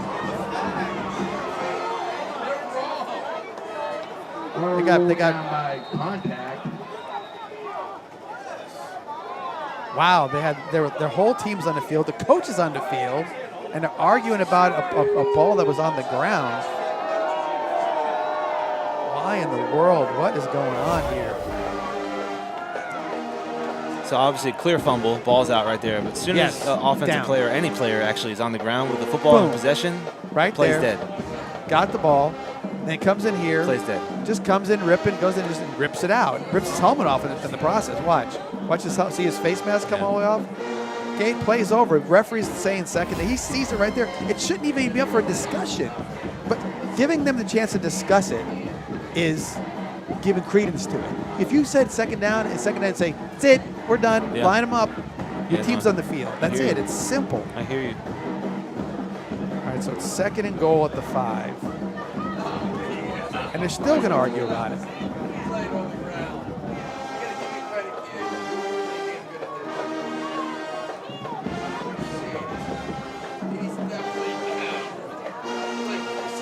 All right, we'll start up again. So Winnie still a quarterback. When does Winnie keep it? Now. We need a touchdown. We need a touchdown. And they're still arguing about it. And they're being nice about it because you could just drop a flag right now and you give us 2 extra yards. That's all you got to do. I mean, at the end of the day, you'll watch the video, right, and you'll see that he's obviously down. He pulls the ball out. Even in the NFL, he's down, right? Because when someone touches you, you're down. Gator on the carry, not much room right there. That was 10. That was Lurie on the tackle. 3rd down. Maybe 1 yard on the play. 3rd and goal. Do you want to put the ball in the air here? They're in Wildcats, so they can't, right? Well, they could. Technically, yeah, they could. Gator on that one, and he busted up there for the. Just stay with it, man. Gator's gonna get in there one time. Is that 3 for him tonight? Yes.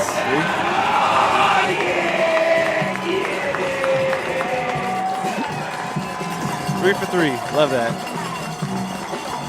Not only does he do that, he can do it again right now.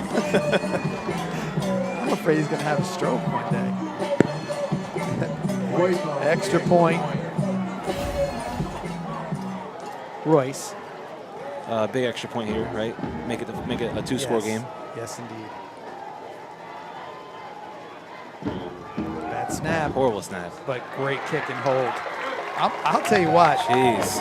If I'm Malachi Corbin, if I want to go play football somewhere, I'm gonna be a holder. Yes. That guy he catches him when he's not looking. Yeah, just show him your film, man. Jeez, he saved us multiple times tonight for sure. No doubt about it.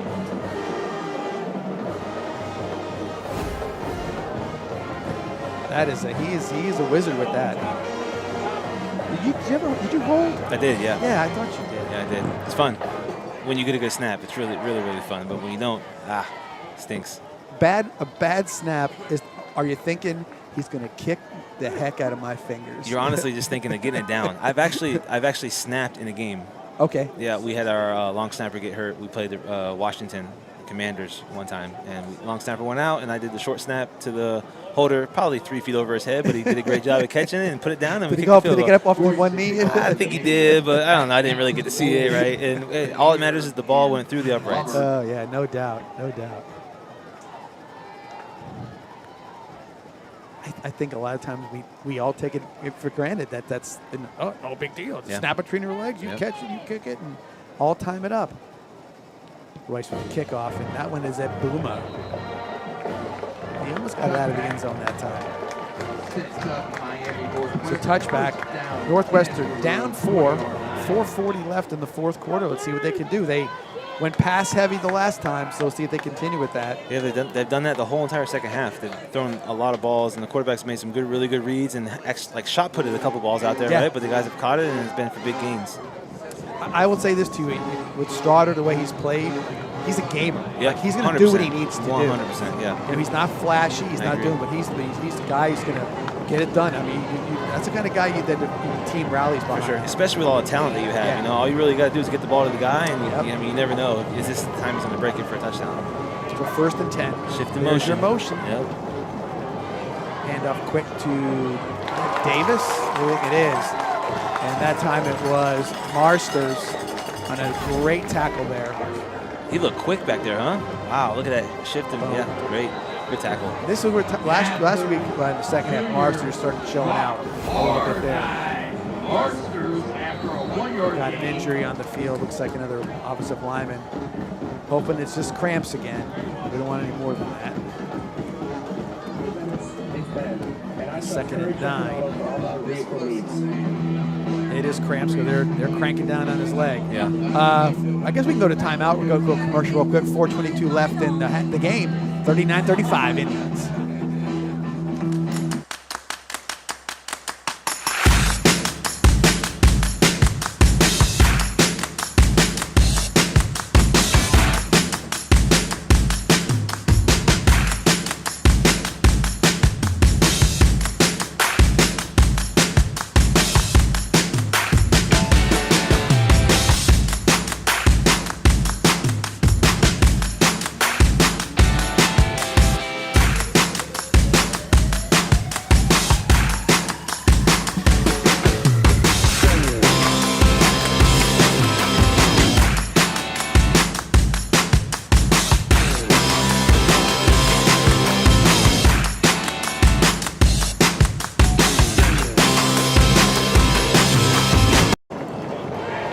Second and 9 from the 21-yard line.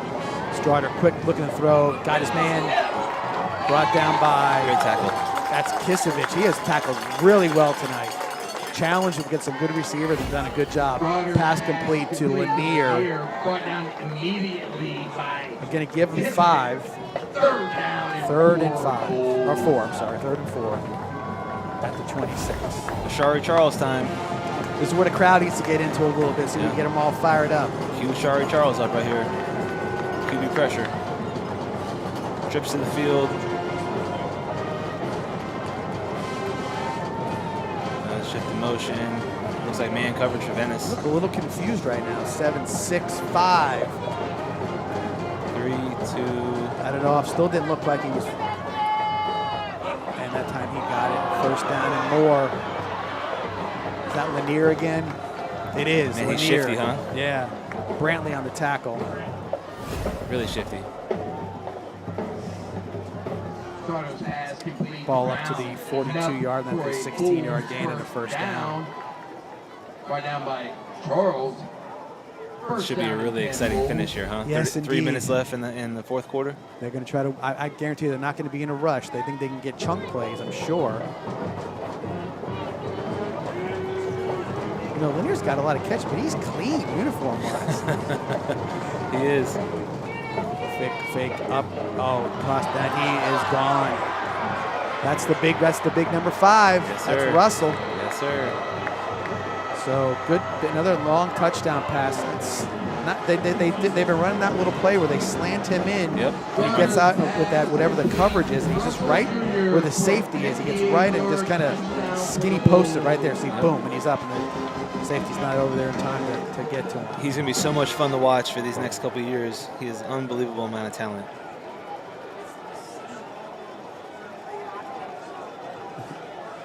Yes. I mean, honestly, I would think this is a positive. You get the ball. I totally agree. I'd want to be the last team out the ball. 100%. It's one of those games, you know, where the last team has the ball, gets the chance. And in reality, all we need is a field goal, right? To tie it? To tie it, yeah. So, offsides. Flag down. Is it on Madden? Yeah, has to be.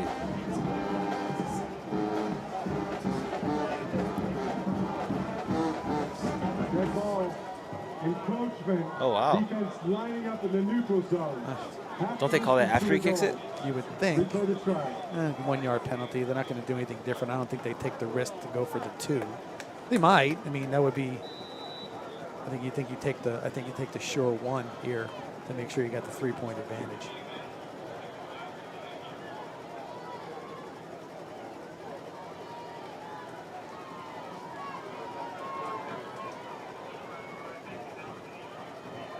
Good snap. It seemed like they were a little closer to the line that they were like only like maybe 5 yards off the ball, but it worked. Extra point is good, which makes the score 42-39 Bulls with 2:46 left in the game. Ton of time left. And the way this thing is going, you better believe it's a ton of time.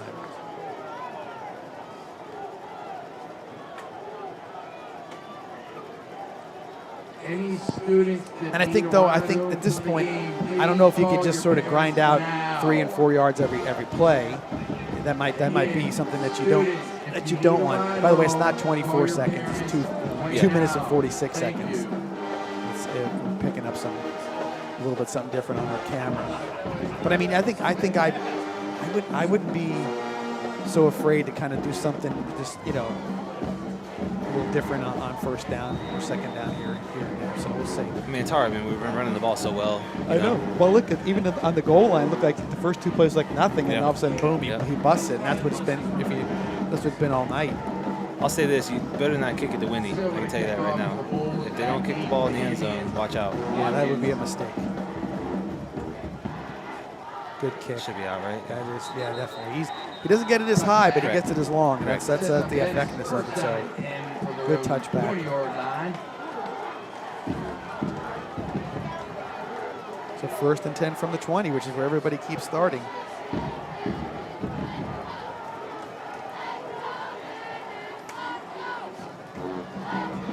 I mean, I'm not afraid to put the ball in Nixon's hands. No, throw he threw last time to Matulovic. That was the chunk play, 45 yards. That was the chunk play. Different formation though. We were in trips down here at the boundary.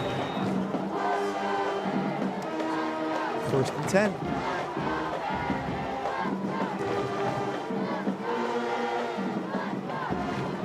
Handoff. Wilder. Grinds it out. Maybe 2 yards, depending on where they mark it. They're going to give him 2. 2nd and 8. Water up the middle, gain of 1. 2nd down and 9, Venice.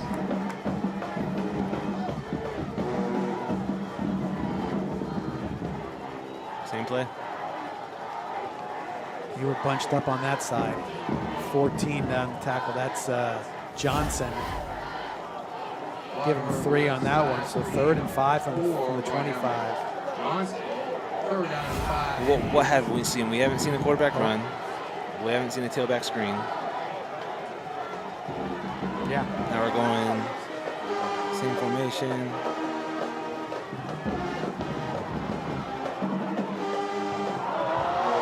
Oh, good. Good defense. 4th down. Play the game right here. Yeah, big. I think he hesitated to throw the ball out to Winnie, or maybe Winnie wasn't ready, and then he went to Chifo and just Didn't throw high enough. Yeah. Here we go. Play the game right here. So 4th down. See what they come up with. You don't want to use a timeout. No, they got time. 20 seconds.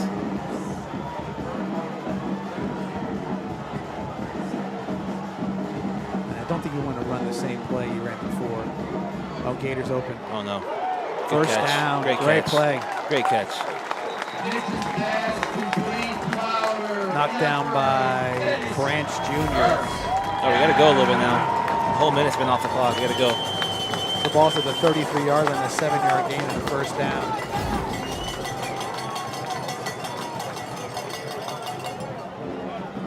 There's Macho on the run. 1st down, he's down. Oh, you know what? He was going to call it a fumble, too. And he may have gotten a 1st down on that one after the fumble. Clock should stop, right? They gave him a 1st down, yeah. Clock should stop. It did. Take that. 1st down. So 10 yards, 1st down.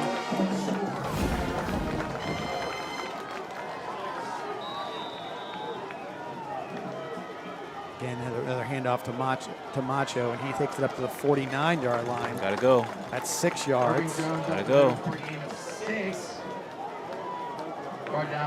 One thing we are used to doing is going fast. Yeah. So we'll see if we That's can true. keep it up.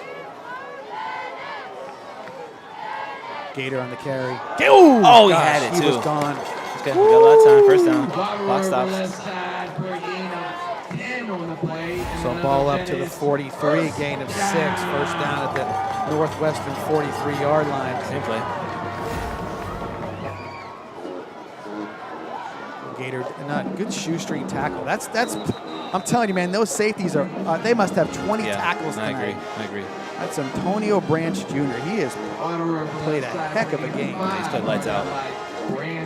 He is a sure tackler for sure when he comes downhill like that. Gator got a 5-yard gain on that one to the 38-yard line. Remaining in the game.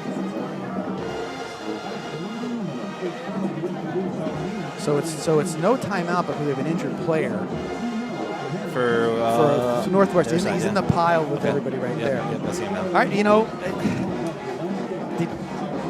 does that help? The stop the clock when you get a little bit of a little cramp, to get your breath.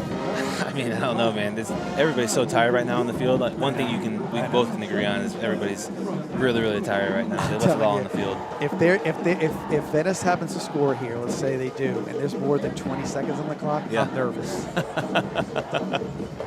I'm nervous even with that, but I'm really nervous. What a matchup, though. This is exactly what you expect from two powerhouse teams from the state of Florida. Two of the best teams in the whole entire state. If this was the game of the week in the state, it lived up to every bit of the hype. There was nothing boring about tonight, that's for sure. No.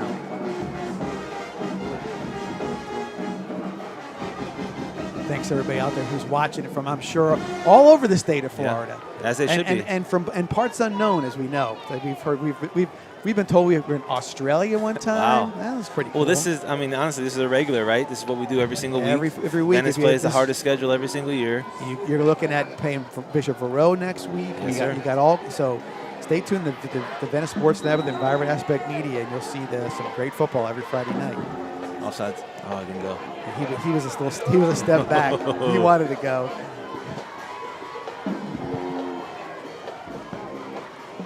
Gator on the carry. Hesitates. Maybe 2 yards. And there's the other guy. There's Cox, Taiwan Cox on the tackle. So it's 3rd down and 3. Quick throw. Catch it? No, incomplete. Intended for Chifo. We're back to 4th down again. Ball's at the 36. Got to get to about the 33. This would be a 4th and 3. This would be a what? 53-yarder. This one is just, I would say it's about the same as the other one, but that's a lot to ask right now. No, I agree.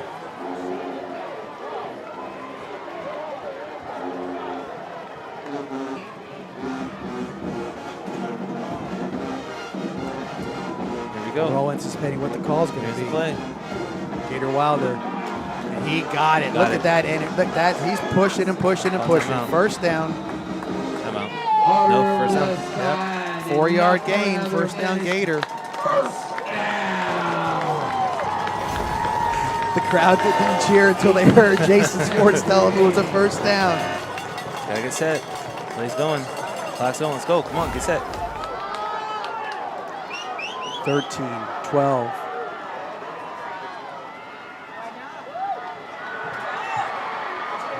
Timeout.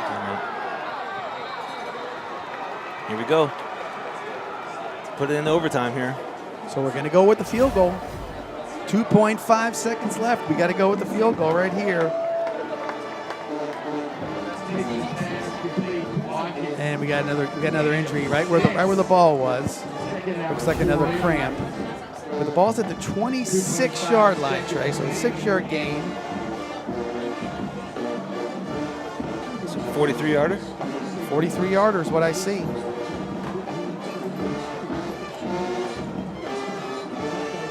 Well, the game hasn't lacked much.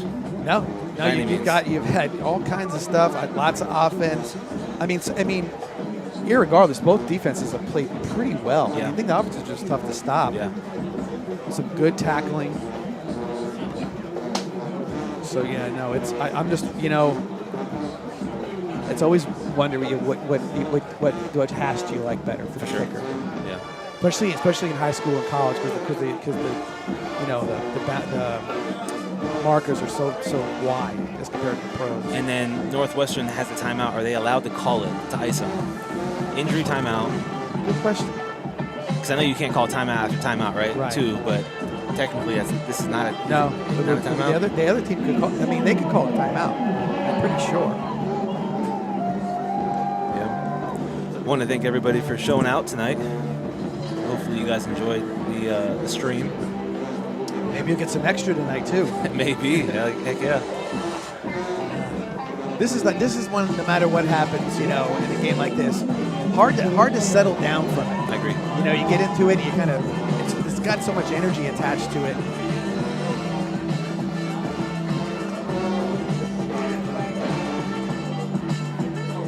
This is when you're laying in bed at 3 o'clock in the morning going, remember that? I think about that play or this thing. So. What if that would have happened? Or what if we would have done that? So we'll see. All right, Bruno Royce, 43-yard field goal attempt from the right hash. Keep my eye on the referee.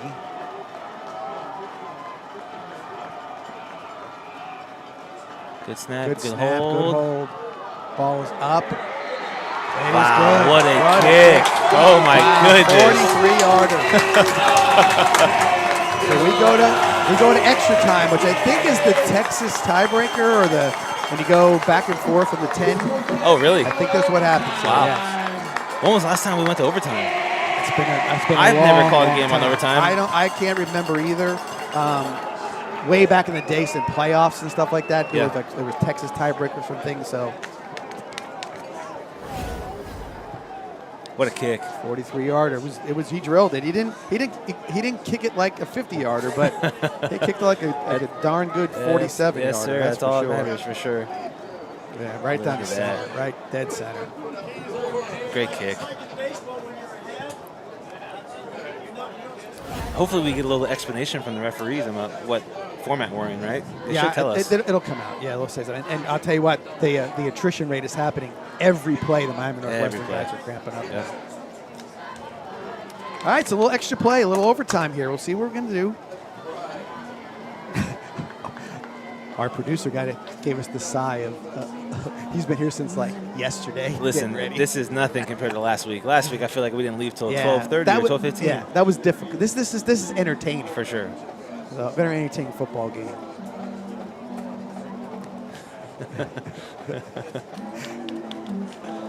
Yes, we just got told that the night is still young. Very young for the production staff. For sure. 100%. Lots of stuff left to do. No doubt about it. That's what makes them great, though. You know what I mean? Yeah. Someone has to do it, and these guys do it. They're unbelievable at it. All right, so let's start talking about some things that come off a game like this. This is the kind of game. All right, you came back, you kicked it at field goal. You've done this has got to be something you can reference point and say, we did this, we can do this, we can do that. The O-line's got to feel good. I mean, we haven't talked much about the O-line, but remember, Gator's a good runner, but that O-line has been holding up some big guys for Venice has been done a good. So that's got to be a thing to hang your hat on right now. So a lot of good things come out of this game. I think Northwestern's going to say, hey, we went to Venice and we are right in there the whole way. They played their brand of ball. Still 42 points apiece up there. We said get in the 40s, and they did. Yeah. I mean, this definitely is not the easiest place to play. Venice is, I can tell you that. I was got a question about the timeouts for sitting. I don't know. I wish I could tell you I knew the format here. You might get one timeout. But you don't get 3, 1 or 2 maybe. So we'll see how it all works out. Basically, you're running goal line offense from the 10-yard line. From the 10, I think that's where it comes down. I'm sorry, I'm not very familiar with what they do, and I mean it changes at every level. You know what I mean? Yeah. Like, and every year it changes too. And I'll tell you the truth. I want to say that it's changed. It had changed before, like that. They did it some other way before this too. What is your favorite way of? I like overtime? The college football one. The 20-yard line. Yeah, I agree. Yeah, I like it. They shortened the pros down to whatever they shortened it down to. Yeah. But in the pros, it used to be first score, right? Now it's not first score. If you touchdown, yes, first touchdown. Correct. Then you kick a field goal after that. I like it because both teams get an equal chance to do something.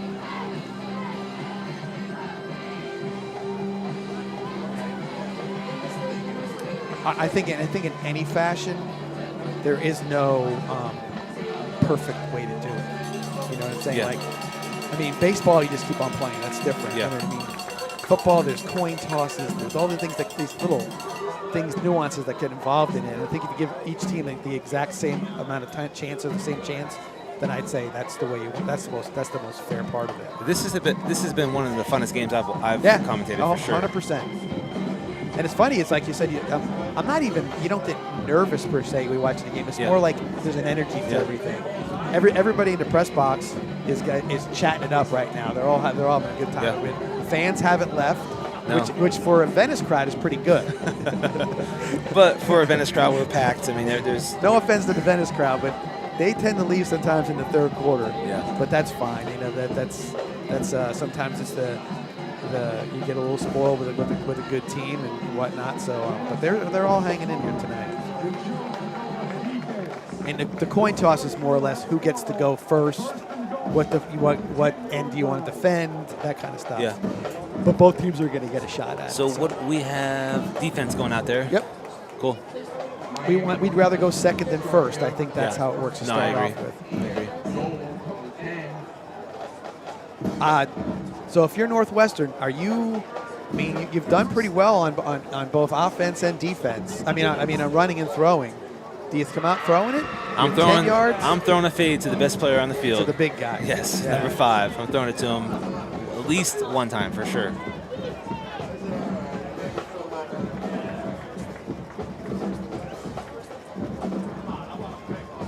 I'll tell you what, man. If he gets away from me, I might just grab him. It's not an automatic first down. Yeah. It's just it's just a half distance to the goal. Well, they have him here lined up as number 3. Watch a crosser or a corner. So we're in overtime. It's 1st and 10. There you go. He's shifting the motion in. Handoff.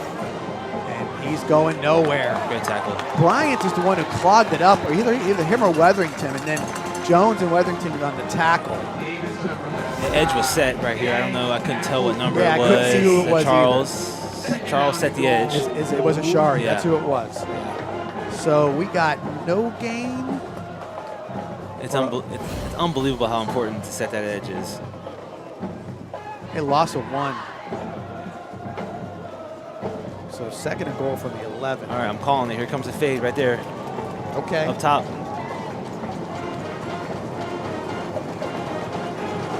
Yeah, I mean, you have to give him a look at the ball. At the catch. You have to.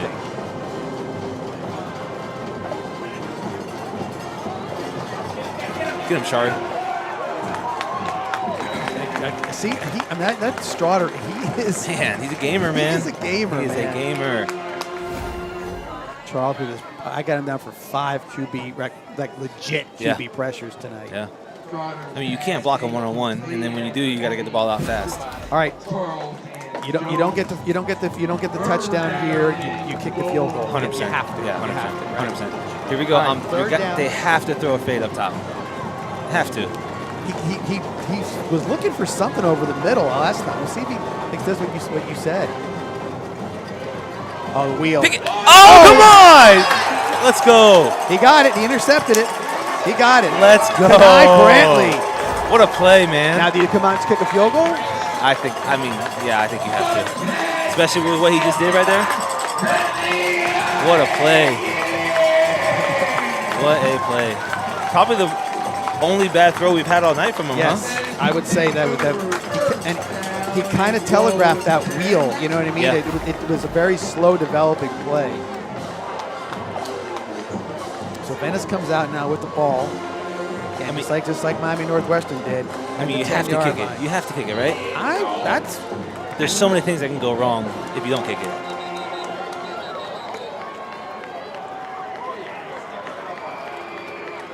They're not going to.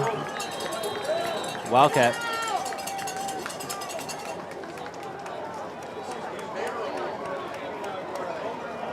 This is the coach that not about the kicker, right? Yeah. Yeah, I don't.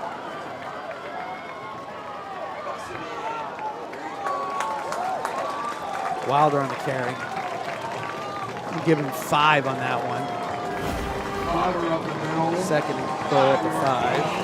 2nd and goal from the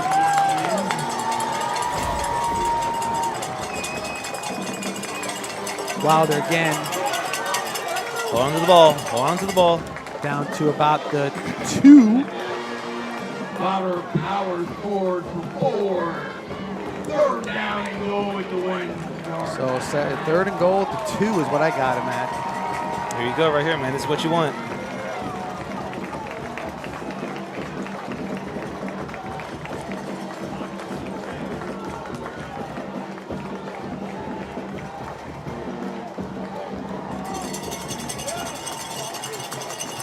And it's Macho Jones touchdown. That's the ball game.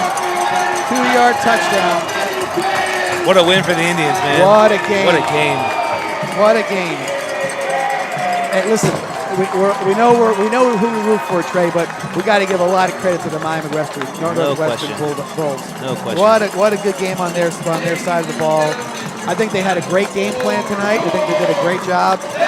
So much talent. Yeah, so much talent on that side of the field. So great job by them. The long drive here, long drive back, and they deserve all the credit in the world. Definitely be keeping an eye on them the rest of the year, for sure. Absolutely. So final score 48-42. Indians are celebrating, and rightfully so. Francis, are we gonna just cut it off here, or are we gonna stay for a little bit? Trey, we'll probably stay here for a little bit. Okay, great. Again, I would have kicked the field goal. Yes. I would have kicked the field goal. Yes. But again, we'll talk to Coach on Tuesday. He said, "Why did you kick the field goal?" I was like, "Why would I?" So I don't even ask the question anymore. Why would I? Why would I ask the question? So anyway, I can't add the stats up fast enough. I can promise you that. But a lot of offense here in the second half. Exciting ending. I think the team came down to the last team with the ball in an overtime situation, and Kenai Brantley with a fantastic jump on a wheel route that looked like it was open for a little bit there, and he did a great job. And they've been beating the heck out of us all game with that play. Same exact play, and they finally threw the wheel route, and we were right there to intercept it. It was good coverage, and it was well scouted, to say the least. And again, Trey, last week talked about how Jace Nixon did such a fantastic job and showed out. I would say he played really well tonight. He didn't do it. He just was solid at quarterback. But overall, I think the running game was the ruler of the night. I might say O-line gets MVP tonight. I agree. I mean, we can spread a lot. I mean, Ashari Charles is going to be on our radar every game. Every game. Yes. And that's what he almost expect him to do that. But I think the O-line deserves a lot tonight. Even that last little bit of a drive right there. Yeah. So I think that's what I see. I mean, last week I feel like Jace was asked to do a little bit more, right? Yes. He threw the ball really, really well. This week it didn't feel like he had that many opportunities to throw the ball really well, but when he had the opportunity, he did obviously throw a strike to Matulovic right over the middle, and he was able to get a big gain. But I think he's definitely somebody that we can build an offense around, and I think he's going to be fun to watch develop over these next couple weeks. And it doesn't get much easier for us, I can tell you that. Next couple weeks. The poise running the plays, the poise to make that throw, that all comes into play. So again, everybody out there, thanks for watching. It was a fantastic inning. Hopefully, we caught a lot of people at the end of their games they watched tonight. Next week, Bishop Verot, we go down and we on the road, which is not much. Haven't had many road games in Venice the last couple of years. What's on the road? What does that mean? I don't know. I know I get in a bus and somebody takes me somewhere. That's about it. So we'll see what happens. So anyway, we'll wrap it up here, Trey. It was a good night. We're home a little earlier than we were last week, but a little more fun with it. Victory, bro. That's all that matters. No doubt. Thank you out there for everybody for watching.